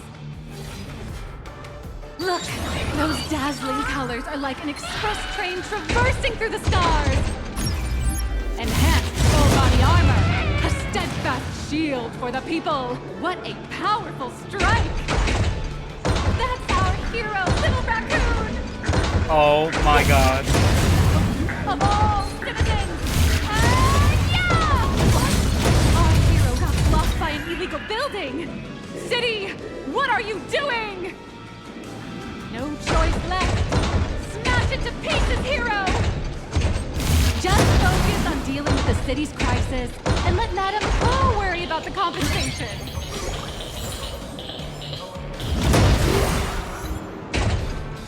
Duo Mention City has made it through the worst of it! Hero, do we press on or wipe out the monsters entirely? Hero, you decide!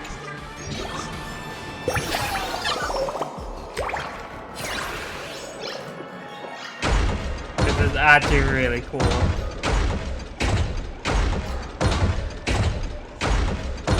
The monsters that were hiding here seem to have been reduced to nothing.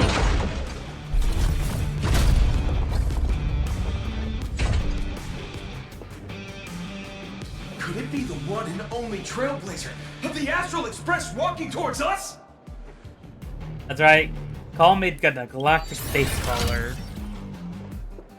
Galactic Baseballer! We've been expecting. Although the giant shadow crisis in Duomension City has been dispelled, the real battle for you and the Daybreak Squadron is only just beginning!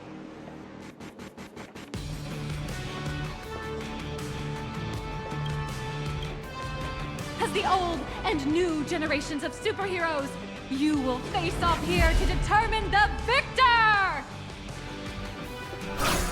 Forged by raging fire, burn away the darkness, the star that sets the world ablaze! Blaze Weaver! Oh my god. This is so Power Rangers. Flight through the skies! Flames of lightning! From the blue heavens descend, Azurling! Ka! Shatter the eternal night, light blazing bright, the radiant bow of hope, Dawn Lance!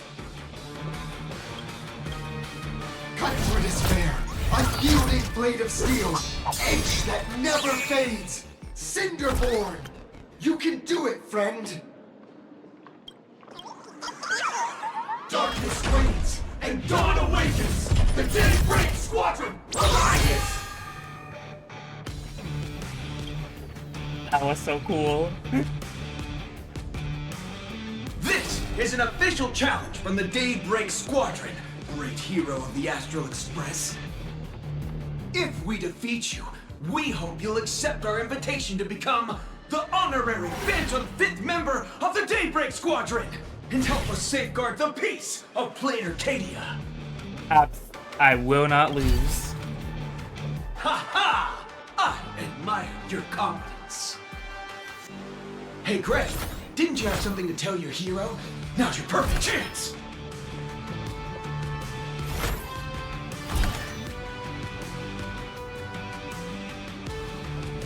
My friend, you know what? Every time I transform into a Mechatron, I imagine I'm you. I think about what you would do when facing danger. It is your adventure stories that give me strength. So I'll give it my all from now on. Please don't hold back.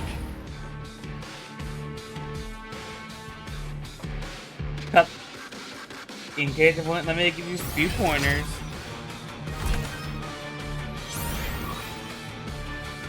Now then, let's settle this on the horizon where the vengeance moon rises!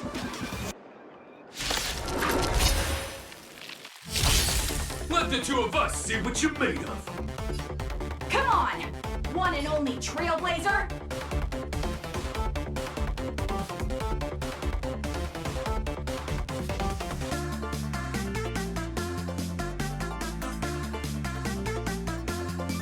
Hold on. Let's do an enhance. It's your turn!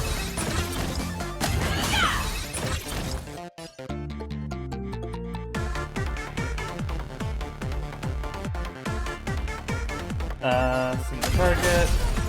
Where are you hiding? Out of my way! I shall bring judgment!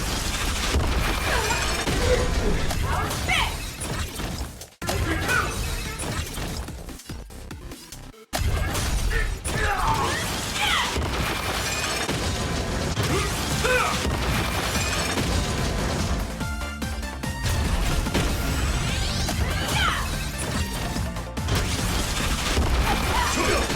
As expected of the Astral Express hero. It's so cool. So powerful!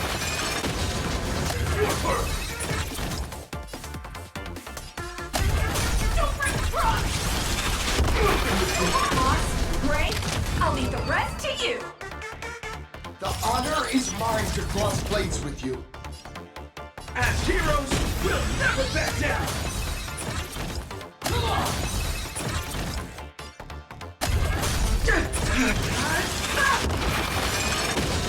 Teach me your way!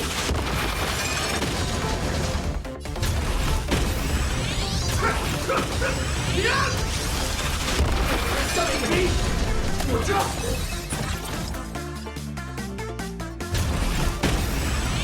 Like this! Don't underestimate me!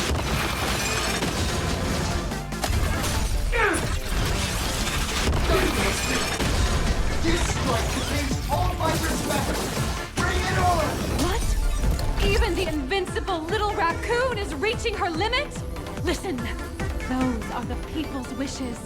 Power converging as one. That is limitless possibility! Everyone's wishes. I've received them all. Trailblaze Infinity!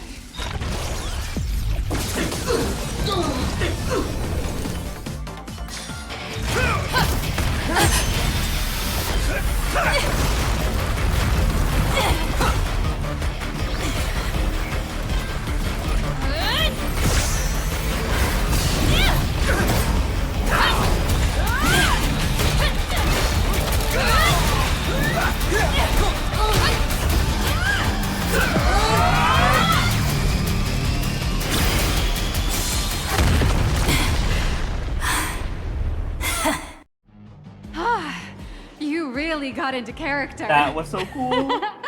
That was some great acting. Huh? Were we just fighting in a film studio?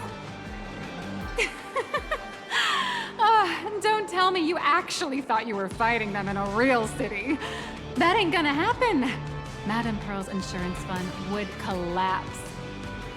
It doesn't matter if it was a real fight or a fake one. What matters is your experience. Did you have fun? And a lot. I had a lot The of user fun. gave us a 5-star review. Thank you for your kind feedback. Your satisfaction and approval are our greatest motivators. Looks like the Daybreak Squadron is waiting for you. You gave them quite a combat lesson, it appears. Why don't you go share a few words with those youngsters? Oh my god.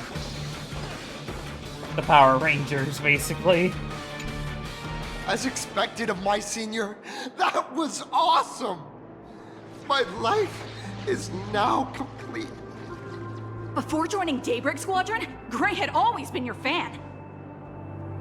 That kid knows every story about the Astral Express like the back of his hand. He's always looked up to you as his role model.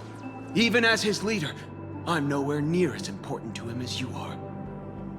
Huh, what an amazing battle! Well, more than beating you, we were hoping Gray would leave a lasting impression on you. After all, being remembered by their idol is the highest form of praise for a fan, isn't it? Your team really gets along well. Oh, you bet. Besides my senior. My teammates in the Daybreak Squadron are the ones I trust the most. It's a shame, though. If she really could become the 5th member of our team, our recognition would rise even further. After all, many people still think we're just playing hero. That's only because we haven't done anything truly heroic yet. Don't worry. Given the state of Duomension City, a mind-blowing crisis is bound to happen sooner or later, and that's when we'll get our chance to shine! Ha ha! Yeah, just yesterday, I rescued 5 people from a gas explosion. Hope they recover soon, and spread the word about how awesome Daybreak Squadron is! There you go again, casually saying the strangest things. Like the Astral Express. We don't need to act to prove something so long as we stay true to our own path. Sooner or later, Daybreak Squadron will be recognized by everyone. Silly you! Is the Astral Express all you ever think about? Why don't you just go join the Express as one of the Nameless? Come on, don't make fun of me. I'm still just a rookie. How could I possibly be worthy of boarding the Express and fighting alongside seasoned veterans. As long as you stay true to your own path. Anyone who perseveres in their own life is a hero indeed. Thanks for your guidance, Trailblazer. And lastly, I wonder if you could take a picture with the rest of us. Trailblazer, please, take a photo together with us! Oh, my senior's so close to me that my heart's beating like crazy. 3, 2, 1. Darkness wanes and dawn awakens! The Daybreak Squadron arises!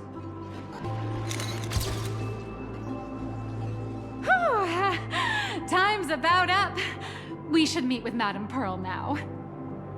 Oh, right. Want to say goodbye to your big fan before we go?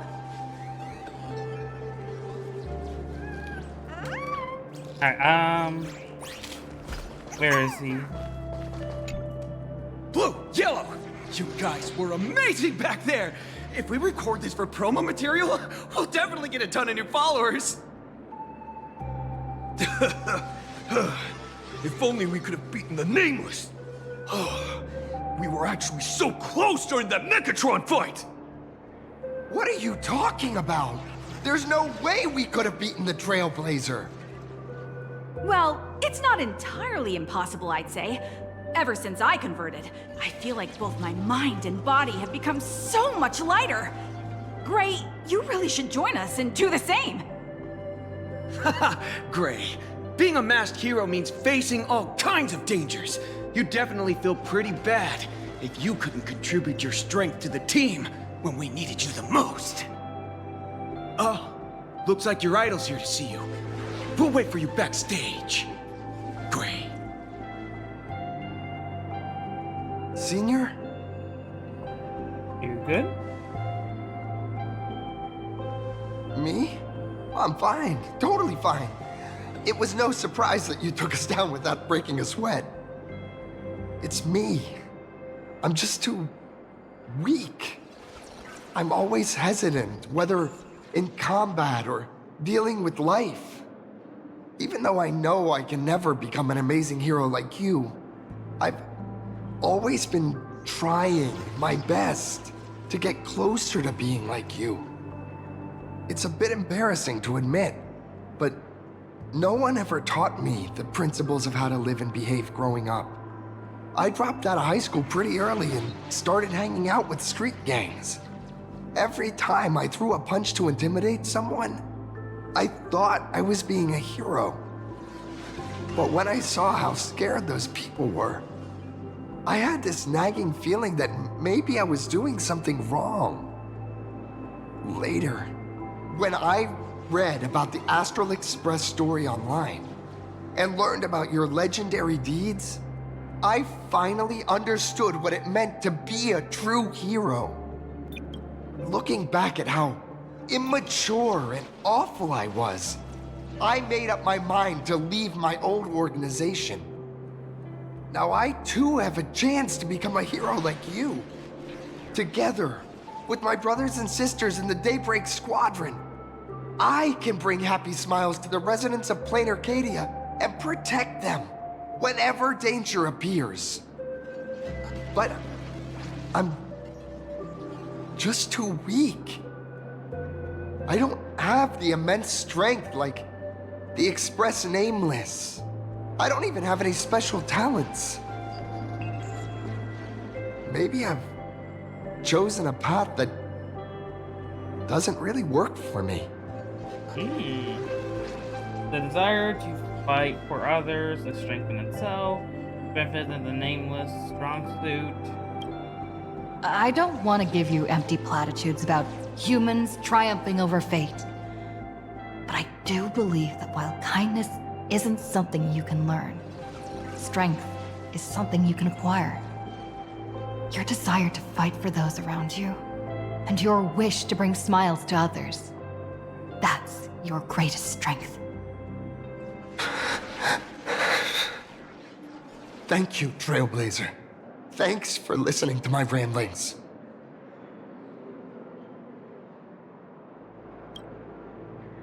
Could you please sign that famous line?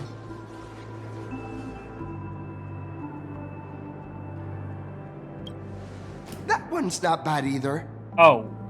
Yeah, it was the stars that first set the Nameless on their journey.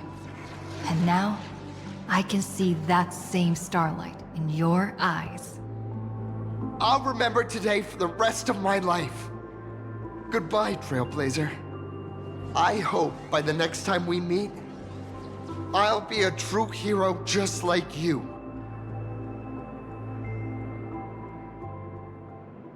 Alright, let's the Nihilux.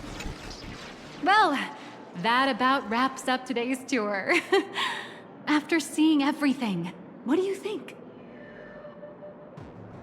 Looks like I got quite a few fans. You're only realizing that now.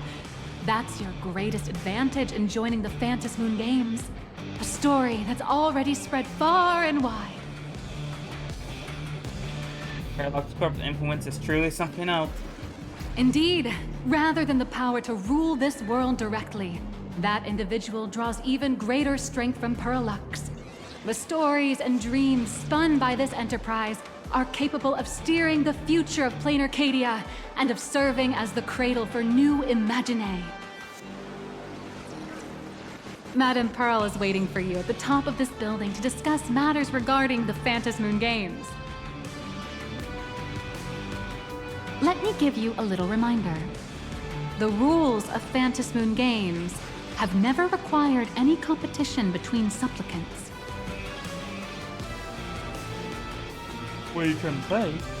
As an IPC employee, I've said far too much.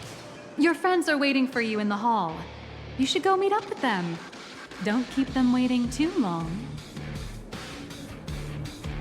Oh yeah! Forgot with them.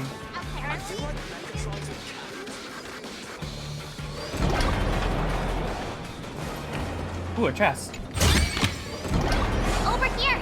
Over here! Okay. Oh, right there. Mr. Yang and I watched the whole thing on the screen! Not only did you assemble the Mechatron and give autographs to your fan, but you also got to live out your superhero fantasy. Did you have fun? Mr. Yang's looking at you with such loving eyes, like a parent watching a kid riding on a carousel at an amusement park. Indeed. Seeing her so happy reminds me of my younger self. Those were the days. What are you talking about? Mr. Yang, you're still as young as ever. Oh, right. We've been wandering around here for ages and seen everything there is to see. What's this Madame Pearl really up to? I understand everything she wanted to show us. There are just a few questions I'd like to confirm with Miss Nihilux. Miss Nihilux? Wait, where did she go? Good question. Ah, there you all are. We've been looking everywhere for you. The Secretary's office sent Agent Feld here to keep you company while you wait, but he said he couldn't find any of you. Wait, what? This guy was the assigned agent? Wait, if Mr. Feld is the one who's supposed to meet us, then who is Miss Nihilux? Miss Nihilux? Who? Agent Nihilux, an IPC ranking P30 who works at Parallax Corp's Imagenesis Technology Department. P30? Imagenesis Technology Department? Since when did Parallax Corp have an Imagenesis Technology Department? Oh my god. Could she be some kind of corporate spy who snuck into the building? Oh, this is a real mess. What are those security guards even doing? Distinguished guests, are you hurt? Or did she trick you into giving her money or anything like that? Actually, quite the opposite. I gave her a signed photograph. So that no, not at all. This lady seemed totally legit. She smoothly guided us around the place like a pro. I thought she was one of your people. I need to report this to security right away. She can't have gone far. Let's catch her in the act.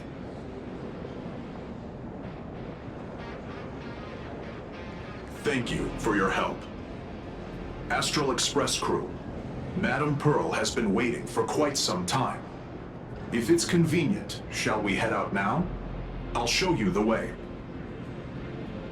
Please inform Madame Pearl that the 3 guests from the Express will arrive shortly. Alright, apparently that does not work here. Pearl demonstrated the full process of creating a Mechatron army, based on what I saw.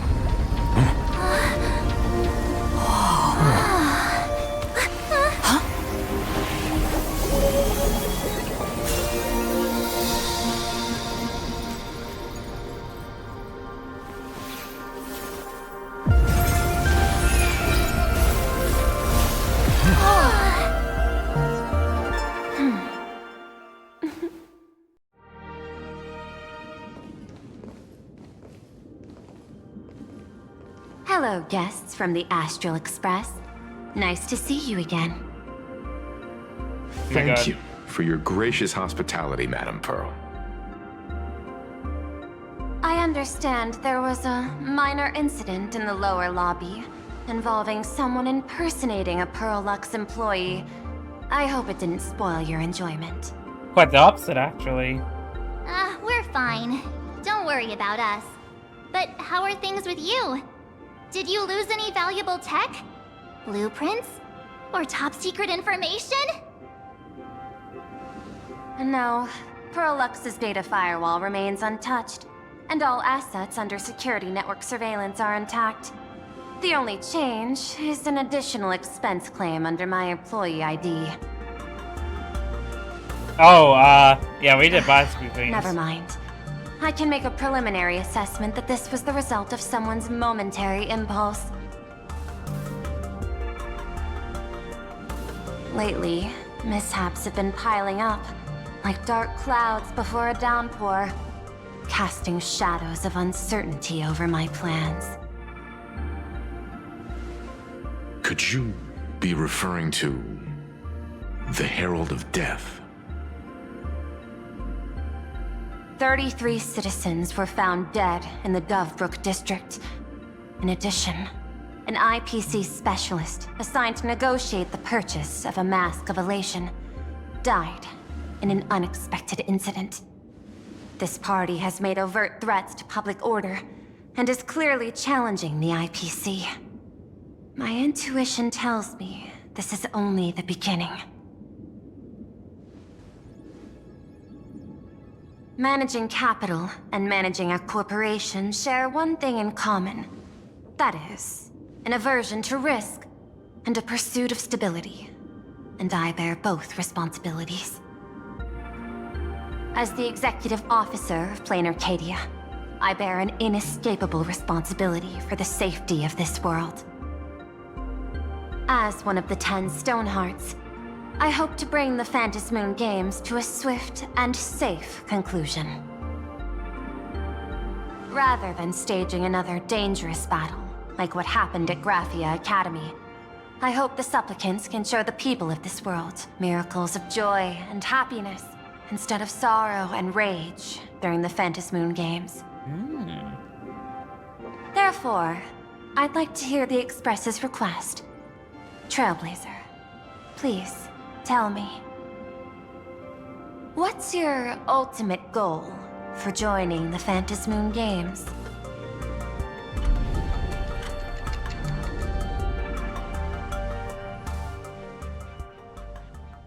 Wait, I now just put the him about your goals. Okay, so what are our goals? You mentioned earlier that you wanted to talk about the Phantasmoon Games with me? About our fun request. I'd like to talk about our ultimate goal for participating in the Phantasmoon Games. Huh. Got something in mind? I think the rules and rewards for the Phantasmoon Games are a little too vague. That's exactly what I thought when I joined the games 15 years ago. These games allow supplicants to do anything, good or evil. As a result, everything that unfolds in the course of these games exists beyond control. What's more vague is what can winners do when they share the power of the elation? According to legends and historical records from Ahatopia, victors typically first witness the manifestation of Aha themselves. They listen to the victor's wishes and grant them permission to use their power.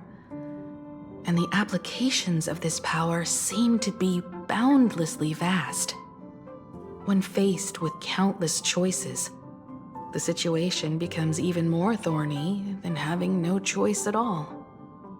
Sometimes I wonder, if we had agreed to become the leader of the Anti-Destruction Alliance, how would this trip have turned out?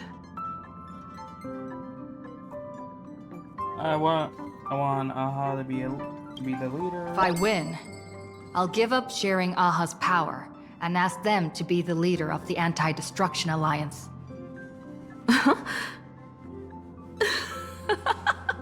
That's such a hilarious idea. I can totally picture it. I'm dead serious. I get it. That's actually a brilliant idea. To begin with, this is far more meaningful than taking up a god's authority and squandering it freely for a single minute. Secondly, placing an Eon on the righteous cause of opposing the universe's greatest threat is something neither the IPC nor the god itself could reasonably object to. Finally, this would also help us avoid the risk we currently face, cooperating with the IPC while remaining wary of being drawn into its ambitions during the operation of the Anti-Destruction Alliance. If we handle the negotiations well, perhaps Aha could stand behind the Astral Express, just like our cooperation with the Xianzhou, where we could maintain distance from one another while offering support from afar. The only question is, will Aha agree? Don't worry about that. From what I know about them, they'll agree. What kind of god of games would they be if they broke their own rules? Besides, they still owe the Express a debt. Is this? This is their IOU for the Express debt from when they were traveling with Akavilli, complete with their signature and seal.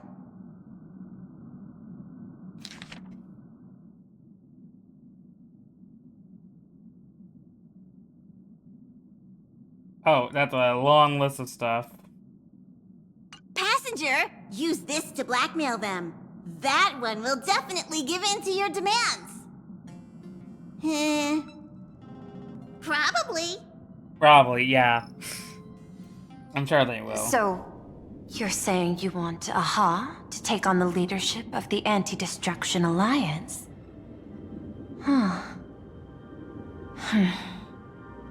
Logical extrapolation. Failed. Success rate, indeterminable. This peculiar proposal nearly brought my thought process to a halt.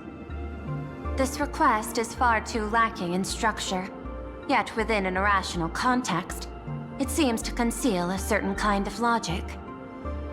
If the universe is the master of Elation's playground, then they should do something about this playground that's about to be destroyed. As expected of the Trailblazer, your thinking is so out of the box. I've learned something today. However, I don't think you stand much of a chance in the games, because I've joined as a supplicant. There's gonna be a boss fight? There's gonna be a boss fight. Not a single rule in the Phantasmoon games requires supplicants to engage in combat, so there's no need for hostility between us. A Plain Arcadia's administrator is a supplicant? At the same time, She has at her disposal assets of staggering magnitude. What, Perlux Corp among them. Aw, with money and power on her side, wouldn't her chances of success be way higher than ours? As I previously proposed to Miss Himiko, I'm willing to cooperate with the Astral Express to ensure the smooth progression of the Phantasmoon Games.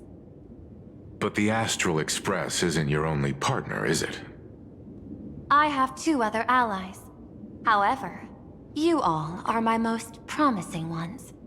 Once the Astral Express joins, it will maximize the safety and success of this Ionic game. And I will do everything in my power to fulfill my partner's wishes within that limited minute. This is just like the Anti-Destruction Alliance. As we told you before, our strategy is to become a sail, advance and retreat together.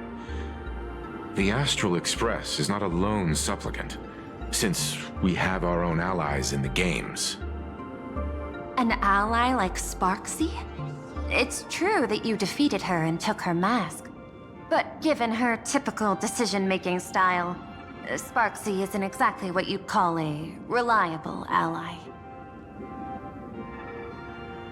Besides her mask, I also have another one. Hypothesis. The Sinwish Syndicate's missing mask. I thought it fell into the Cienjo's hands.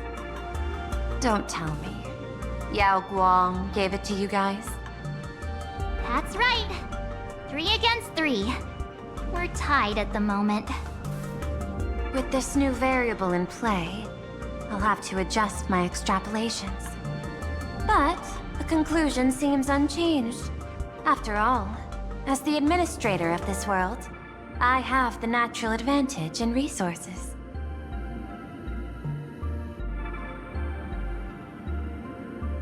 That's not necessarily an advantage. An IPC senior executive.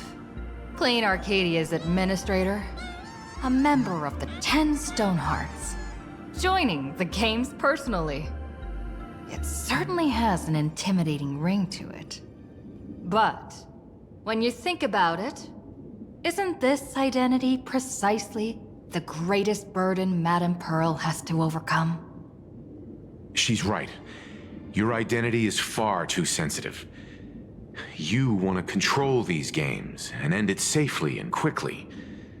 But Plain Arcadia's citizens might not see it this way. All they see is the all-powerful IPC and an influential executive pulling all the strings. Your every action will be scrutinized twice over. People just don't want to see the IPC win. A sharp observation, I must say. Quite impressive. But I do not believe you yourself would overlook this. Madame Pearl, what is it that you seek to obtain from the Phantasmoon Games at any cost? What I seek is a treasure lost to this world's history. I want to recreate Graphia's divine art of imagenesis. Does that have something to do with painting? Hard to believe, no? My birth originated from the theme assigned by the celestial differentiator of planet Scrulum. Art. At first, I was nothing more than a machine that imitated human paintings. For an Intellitron, generating works of art is no great challenge. Day after day, I studied. Day after day, I exhausted every possibility. I could instantly analyze the proportional structure and pigment composition of any painting. I could precisely reproduce every pixel of Graphia's masterpieces. Yet I could not create as she did. Graphia's ultimate creation was establishing the world in canvas at the end of the Phantasmoon Games. I want to understand her thoughts at that moment and touch the essence of creation. Is this your personal pursuit? Or the IPC's demands on this world? Both. The IPC's point of view is far more pragmatic. The world in canvas is a dimension that can shield us from the Antimatter Legion's warfare, and they've always been eager to master this technology. Unfortunately, it seems we can't convince each other to back out for now. Then, I have another proposal. Why don't we shift our perspective and turn our attention to those two supplicants who haven't surfaced yet? These two individuals' objectives are unclear, and their abilities remain a mystery. If left unchecked, we might see a repeat of the Herald of Death tragedy.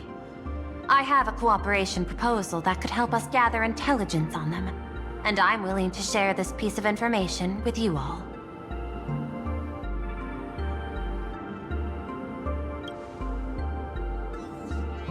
A tiny sliver of your reputation. Before we move on to the details of our cooperation, would you like to take a short break and have some tea to wet your whistles? Or shall we continue? I was thinking of having Perlux Corp host an expo for the Astral Express. As for the name, how about Star Rail Fest? Star Rail Fest? You mean hosting a Fluffy Across the Blue convention? Correct, but not entirely. The Fluffy is well known in this world, so it's a good collaboration element. But what I want is an unprecedented Astral Express exhibition, with the Fluffy being just a small part of it. The real stars of this grand event will be you, the Express crew. You'll be there in person to meet the people of this world. Are you trying to use this exhibition to lure those two unidentified supplicants out of hiding? Huh? What if they're up to no good? Won't that just make us walking targets?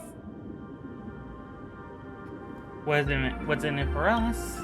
What could be more inspiring to the people of a world than standing face to face with heroes of the cosmos?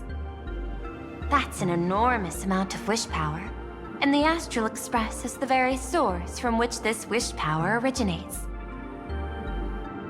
Together, we can create a miracle for all to witness in Arcadia devoted to the legends of heroes. I'll also get Full Wish TV and other mainstream media outlets involved for promotional cooperation. And in return, wish power will flow to you. Of this, I have no doubt. Deal. A wise choice. Before the Star Rail Fest officially begins, I have one more favor to ask of you all. I'd like the Express crew to pay a visit to Blurry QR Colt, the original author of Fluffy Across the Blue. That's a weird pen name. Why is that? Doesn't Perlux own the rights to the Fluffy? Since their debut, this author has remained anonymous, never revealing their true identity in public. But if the real-life inspiration behind the story were to pay them a personal visit, it would surely be a great honor, and likely persuade them to attend a signing, stoking the excitement even further. Leave it to us. Now that we've reached an agreement, I'll leave it in your capable hands. My secretary will be in touch to keep all parties apprised. By the way, before you leave, please accept this small gift as a memento of our first collaboration. Ooh. That looks like an aventurine trip. Yeah, I was about to say, is that an aventurine ship? I've studied in detail the records of my colleagues' interactions with partners in Penacony, and I was particularly inspired by Aventurine's technique of giving small gifts that symbolize good fortune. So please, keep this chip with you as a symbol of good fortune for our future cooperation. Take care, everyone. Well, we'll be on our way then.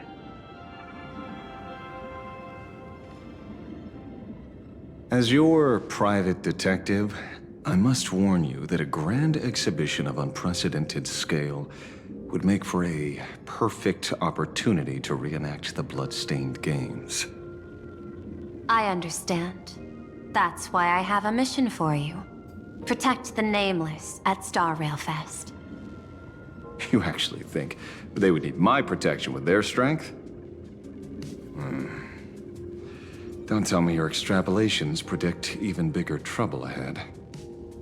Hidden beneath each extrapolation, tiny signals of unease keep bubbling up to my thought interface. I must be thoroughly prepared for whatever may come.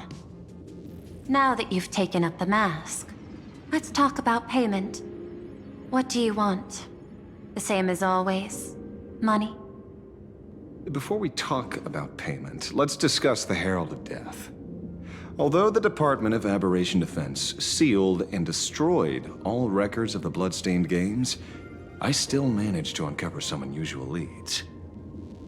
After the Herald of Death incident, the victims' families collectively received compensation so massive it could fill any gaping wound. So, I figured, maybe we could find some leads by looking into official Plain Arcadia expenditures. But here's the interesting part. This item was nowhere to be found in that year's public financial report. Care to guess whose books this money went through? It was you, the omnipresent IPC. To be precise, it was the IPC's technology department that paid this astronomical compensation.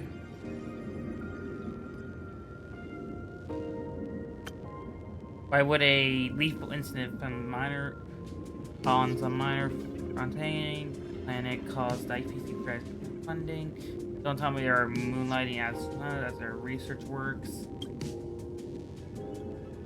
Following the usual human drama tropes, am I supposed to give you a round of applause now? Being able to dig up all this information really shows your connections and capabilities, Detective Ashvale. In movies, a big shot like you would usually raise a hand right about now, revealing the dark muzzle of a gun. I'm afraid you've learned too much. And bang! That's when the gun goes off. And I, the poor sap who uncovered the truth, am supposed to bite the dust. Sorry, my hand is on the checkbook and unavailable. Mr. Ashvale, tell me, how many zeros would you like to see on that check for our cooperation? It's not about the money. Indeed, money isn't the issue. 100 million credits. Are you trying to buy me off like some poor victim's family? Tell me, why did the technology department pay to sweep this under the rug? 300 million? I know you've always needed money. For cryosleep, supporting the families of fallen comrades, and for treating those who survived. Isn't this exactly what strategic investment is about? Putting money in the hands of those who need it? I'm not your lackey, Intellitron. Tell me the answer. 500 million? I could pretend there's a glitch in my calculation process and make it a cool billion for you. Money or answer? Your call. I want the answer. Oh, an unexpected choice. It defies my usual understanding of your decision tree. Note, I say this without sarcasm or ridicule. The answer is, I don't know much. Hard to believe, perhaps. But as CEO, my power isn't unlimited. Besides, the Herald of Death affair lies 15 years in the past. This world is like an unfinished game of chess that's been dragging on for years. The hidden moves laid by the previous player keep becoming my challenges. Even today. But since you've invited me to finish this game together, sharing intel is a must. Reasonable. I'll share what I know about the answer. Marcus Antali, the Herald of Death, last member of the Intelligentsia Guild School of Evolutionary Perfection. 5 years ago, his identity was confirmed, and he was executed. Note, executed in every sense of the word. Miss Yabali, head of the technology department, took possession of his belongings, and even I don't have the clearance to access those records. No wonder. So, that guy was practically IPC personnel, give or take. That also explains why the technology department shelled out the compensation. Yet, the method behind this latest killing is identical to the one from years ago. If the Herald of Death is truly dead... A serial killer coming back from the dead is the least of our worries. Even if a serial killer does come back to life, he's still just a serial killer who's been shut out of the Ionic game. What's more concerning is this. Someone wants to exploit the legacy of the Herald of Death. Miss Yabali took away everything that man left behind, except for the fear he instilled in the people of this world. And during the Phantasmoon Games, not only can miracles trigger wish power, but fear too. Based on my extrapolations, the appearance of this new Herald of Death might mark the beginning of the festival spiraling out of control. No wonder you're in such a hurry to end the games. Mr. Ashvale, I've always respected you. But right now, I need to rely on your strength even more.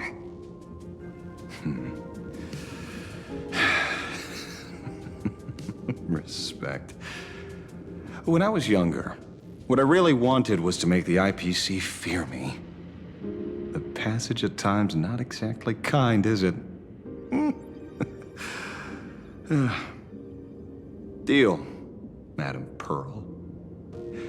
But I will require one more form of compensation.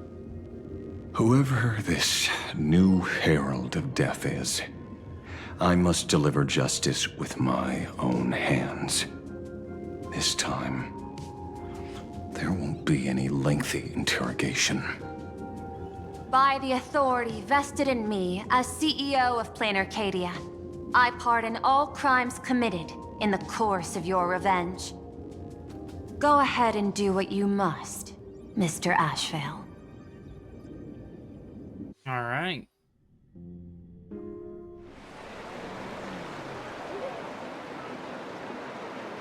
My friend, I don't blame you, but I'm done being a breathing dead weight.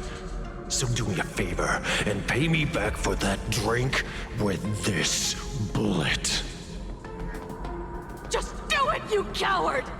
Let me die as a Galaxy Ranger before I turn into a monster of abundance! Bana, shoot me. I beg you. Thy Skybow above. May you have a pleasant dream. Not knowing who you are, not knowing why you exist here, that isn't life. In ancient times, humanity's daily goal was to obtain 2,000 calories of food. Humans back then knew they were just one member of the animal kingdom. They understood why they migrated, hunted, gathered. But now, in an era where you can get food delivered to your door with just a tap of your finger, effortlessly achieving that 2,000 calorie goal, humanity has lost its way like never before. Tell me, will the Phantasmoon Games bring a new direction to this world, Ashvale? What's wrong with getting food with just the tap of your finger? Well, don't tell me you want to go back to the days when everyone was starving and at the mercy of the harvest? 2,000 calories are pointless, but just for survival. It's the goals beyond 2,000 calories that define humanity. And the Phantom Moon Games holds up a mirror to humanity, allowing them to see their truest selves. I'm just a detective. Ask me such a profound question again next time, and I'll charge extra. My apologies. I just heard you joined the Phantom Moon Games and couldn't resist asking for your thoughts. You've met Madame Pearl, huh? She dumped this hot potato of the Herald of Death on me. On us. Judging by your expression, it seems less like a hot potato and more like a sweet fruit. Because I have a lead now. I think the key lies in the word copycat. To prevent copycats, you kept the Herald of Death's modus operandi from 15 years ago under wraps. Which means... There's only a few people who could reproduce this killing method with such precision. The investigators from the Security Bureau and the Department of Aberration Defense at the time, and those directly involved in the Herald of Death case. Detective Kuchiba, I've heard that you've devoted considerable time to researching the crimes from the Phantom Moon Games. So, I'm the prime suspect now. Is that it? Just a bit of minor deduction. After all, murderers always love to return to the scene of the crime. Isn't it coincidental that you happen to be standing right before my eyes? That's not deduction. It's a conjecture at best. As for investigating those two categories of suspects, we've been doing that for a long time already. It's been 15 years. The relevant people and the victims' families have all gone their separate ways. Tracking them down now won't be easy. Yeah.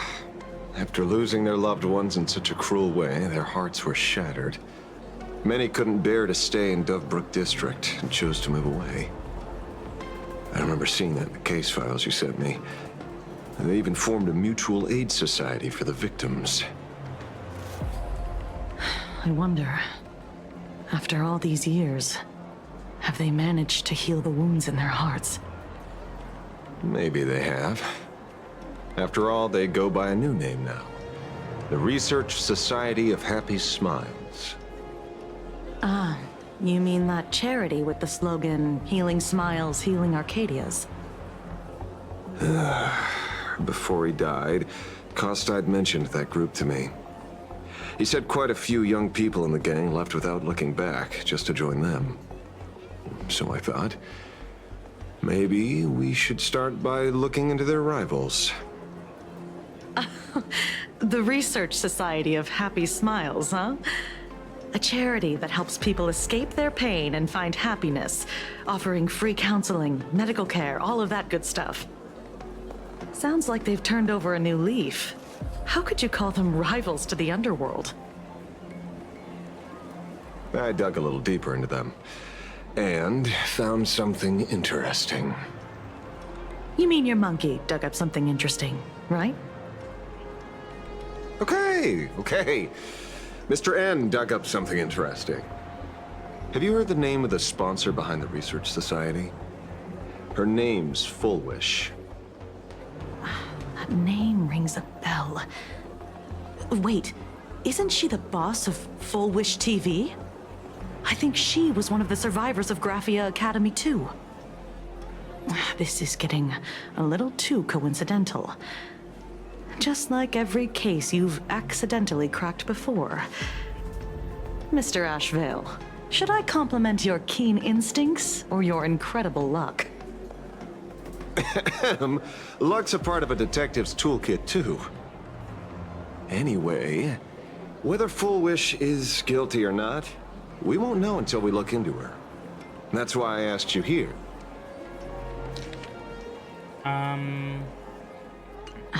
Dovebrook District New Life Project. Public Recruitment and Mental Healing Seminar at the Research Society of Happy Smiles. And she's the speaker? Holding a seminar at a place meant to bury past trauma. The very site of 2 bloody incidents.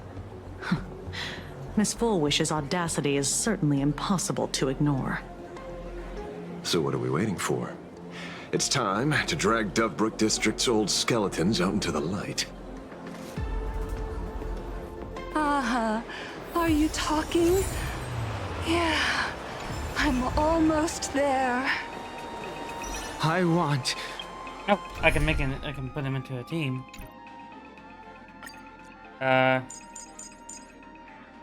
He's follow-up, so...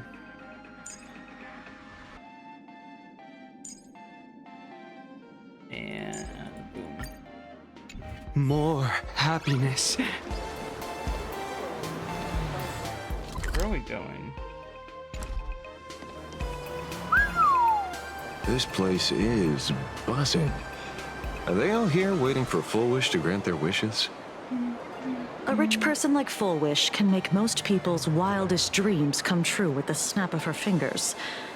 I'm less curious about who she'll help than what she wants for herself. If money could really accomplish everything, the IPC wouldn't be eyeing this world. My bet, I'm sure that Fullwish wishes the tragedy 15 years ago never happened. Erasing history. Can the laughter really pull it off? In past victory records, there have been countless and often bizarre instances where the victor used the elation's authority to change reality. You have to understand, the Phantasmoon Games isn't just some wish-granting lamp. What makes it irresistible is that it turns the one who wishes into the genie. That's quite alluring.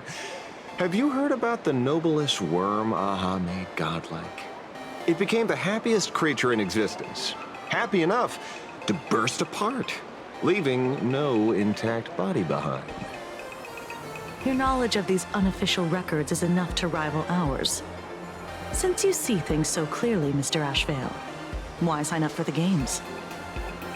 Miss Kuchiba, is that a rhetorical question? Or are you fishing for a confession? Fishing? Don't be afraid. Now that you're a supplicant, public officials like me no longer have any authority over you.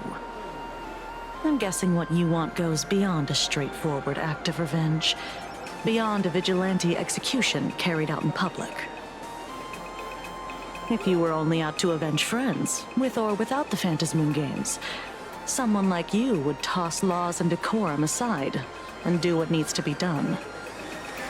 So tell me, Mr. Ashvale, what do you actually hope to get from the games? Consider it a mystery. If I make it to the end, you'll know the answer before Aha does. Well then, I'd be honored. Just don't let your wish ruin our lives here. Daily life here fits like a tailored prison uniform. Wear it too long and you forget what your bones should feel like. Ugh. It's time to break free. Look at these prisoners of routine before us. Fullwish hasn't shown up yet. Let's talk with the members of the Research Society. Maybe we can coax something useful out of them. Alright. I got called into another chat with the boss today. Never thought he'd care about me this much. Everyone is smiling at me. The office feels downright cheerful.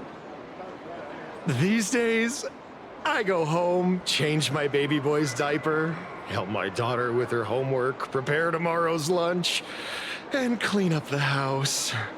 It's hard to describe how satisfying that feels.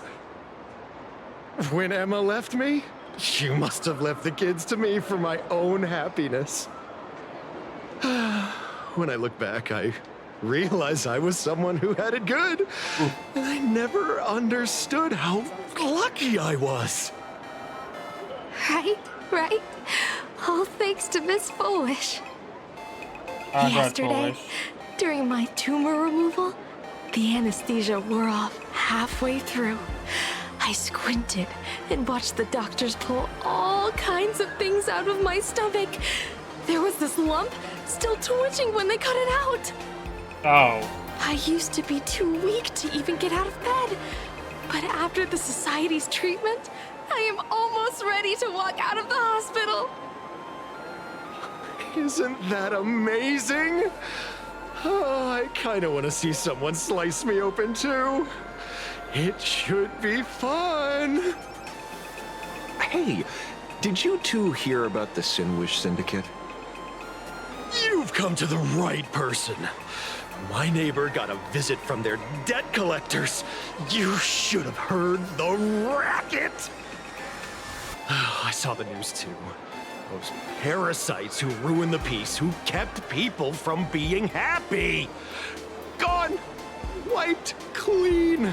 Oh, praise Aha. Wait, they extorted you too? Something like that. Still owed their underboss tens of thousands of credits. So your debt's wiped clean. Oh, must feel pretty great, huh? Oh. The Megatron. Oh, we meet again. Hey, Lady Megatron. How have you been? Good. Since I joined the Research Society, I've made so many new friends. In the past, I struggled with mobility. I always had to work 3 or 4 times harder than the other Megatrons, just to keep up. A lot of Imaginae think factory-made types like me don't count as their own. And humans look at us and see soulless machines. If every sentient being has a home, then even the scrapyard is close to me. I'm not even considered recyclable waste. But here, in the society, no one cares what I am or what I can do. They just see me as a normal person. Congrats. You found your home. Aha said the same. They and everyone here are my family. Aha talks to you. Of course! You mean you can't hear them? Guess you're not happy enough yet. Don't worry. Once you join the society, you will. No pain, no tears, just pure joy. The society makes everyone happy.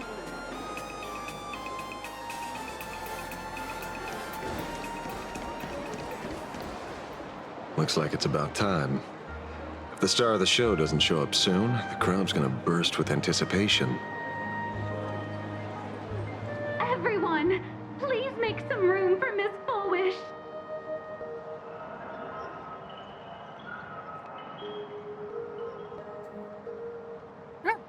By the Master of Elation, may they bless all souls and grant them smiles. Are you all happy today? Very happy! Thank you for your smiles. They're like lamps in the dark. So precious. But before we celebrate the elation, let me share a memory drenched in tears. It once dragged me into the abyss. Yet, it also taught me what the elation really means.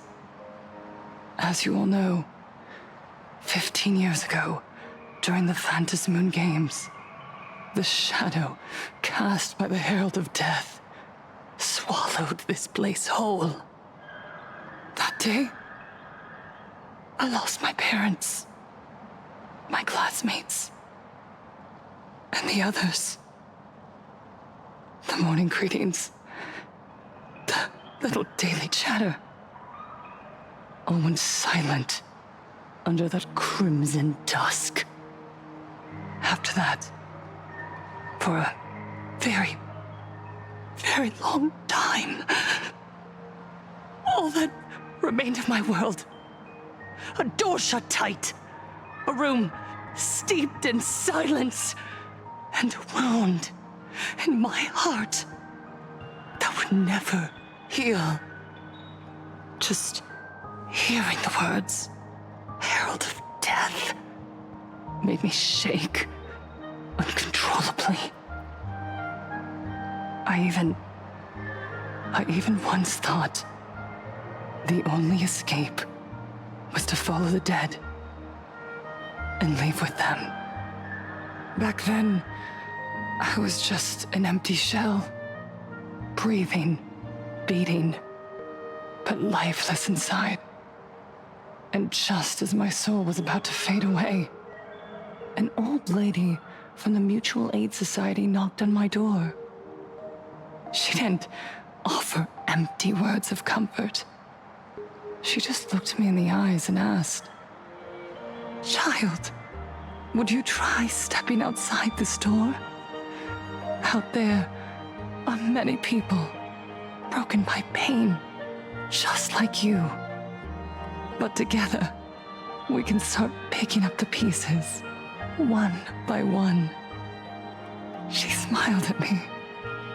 A warm, gentle smile. And in that smile, I felt the Master of Elation grant me a reason to live. At the Mutual Aid Society, I saw countless souls scarred by fate. Some bore wounds beyond healing, and some had lost their loved ones. Each of us bore a different wound, but every wound got deep. And yet, what truly moved me wasn't the pain. It was how, beneath those scars, they still reached out to one another, offering a smile to a child who'd stopped crying, lending a guiding hand to someone lost. They taught me something precious. Pain can destroy a person, but the wish to bring elation to others can spark the fire of rebirth. That was when Aha's voice echoed again in the silence of my heart. The smiles passed from one another through mutual aid is Aha's most precious blessing. It does not belong only in the small room of a support group. It yearns to illuminate hearts lost in darkness.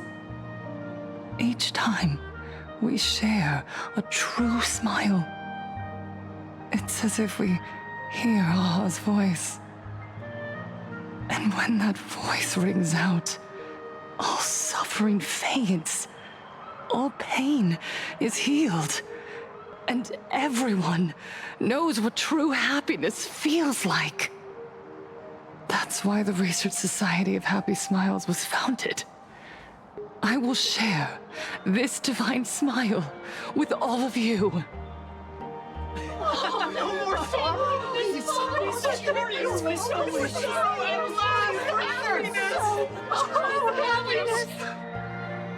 Everyone, I have questions for you. When was the last time you truly smiled? How long has it been since you felt happy from the bottom of your heart? Minato, do you ever feel like your days are looping endlessly, like an old silent film, repeating until it suffocates you? And when you realize that loop might never end, does despair flood in like the tide? You're right. Miss Bell Woods, you left school full of dreams, only to have your resume rejected again and again. You told your parents you were busy in Seafeld City, hiding your heartbreaking loneliness behind that lie. Please, help me. And Taija, Did the cold exclusion at school and the indifference of the adults who should have cared build a wall around your heart? One that made you afraid to open yourself up to the world again? Yes. When we were born, no one had to teach us how to smile. But who would have thought that one day, even smiling would become so hard? Once, our world was blessed by Aha's grace. A gentle world in canvas, painted in elation. For centuries, humans and Imaginaes lived freely together in that eternal haven. Until the Inter-Astral Peace Corporation violently tore us away from that sanctuary. They brought us their so-called inter-astral civilization, imposed their so-called standards of happiness, and told us that life's ultimate joy lies in self-focus, self-indulgence, and self-satisfaction. They flooded us with dazzling material desires, blinding our hearts. They fed arrogance and prejudice into our minds through the network, making us chase pleasure for ourselves and forget that true elation is found when we smile together. Wish power has turned into fuel. Credits jingle where heartfelt laughter used to ring. We drown in anxiety, competition, and an endless sense of not being enough. And in all that noise, we can no longer hear Aha's gentle voice. Elation, the truest light of life itself, is being eaten away and replaced by the external. You said it. I work myself to death for scraps, and my boss doesn't even notice. And those useless loudmouths online. They do nothing with their lives, yet constantly judge everyone else. The IPC is nothing but a nest of vampires! They're feeding off of us! Miss Flourish, please tell us how to be happy! Look around you. This land was once blessed by the master of elation. And yet now, it's overflowing with misery. Everyone's chasing their own happiness, but in doing so, they wound others without even noticing. Do you remember the moment I found happiness again? It was when someone who was suffering just as I was, smiled at me.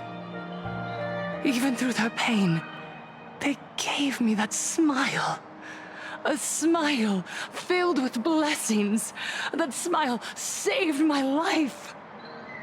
So listen well. Only by opening your heart and sharing your smile with another can you truly grasp what happiness means. It isn't just giving a smile. It's embracing the power that Aha bestowed upon us to smile. Join the Research Society of Happy Smiles. I'll help you rediscover the smile buried within yourself, and Aha will grant your life a transformation. Our mission doesn't end with finding our own smiles. We must bring them to the world and spread true happiness across all existence.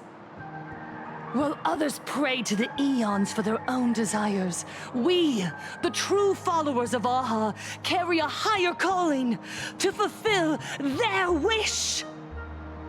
To fulfill Aha's wish? Yes. To still every cry of sorrow. To wipe away every bitter tear. We will build, no, rebuild, A world where smiles never fade, and elation never dies. Eternal happiness! Eternal laughter!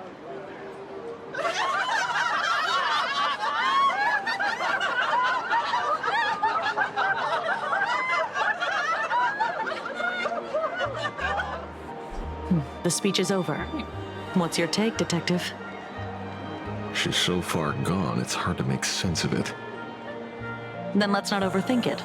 Let's talk to her directly. Let me think. I might just end it. Yeah, I'm gonna end it here, and we're gonna finish the rest of this.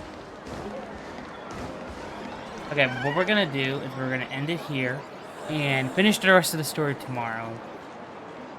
So what? Today's like Sunday. So today I will be uploading this on Sunday. Tomorrow we'll be also streaming this on Twitch on Monday. And should be able to finish the story by then. So yeah, I'll see you guys tomorrow for the final part and probably a cutscene video. Bye. See ya.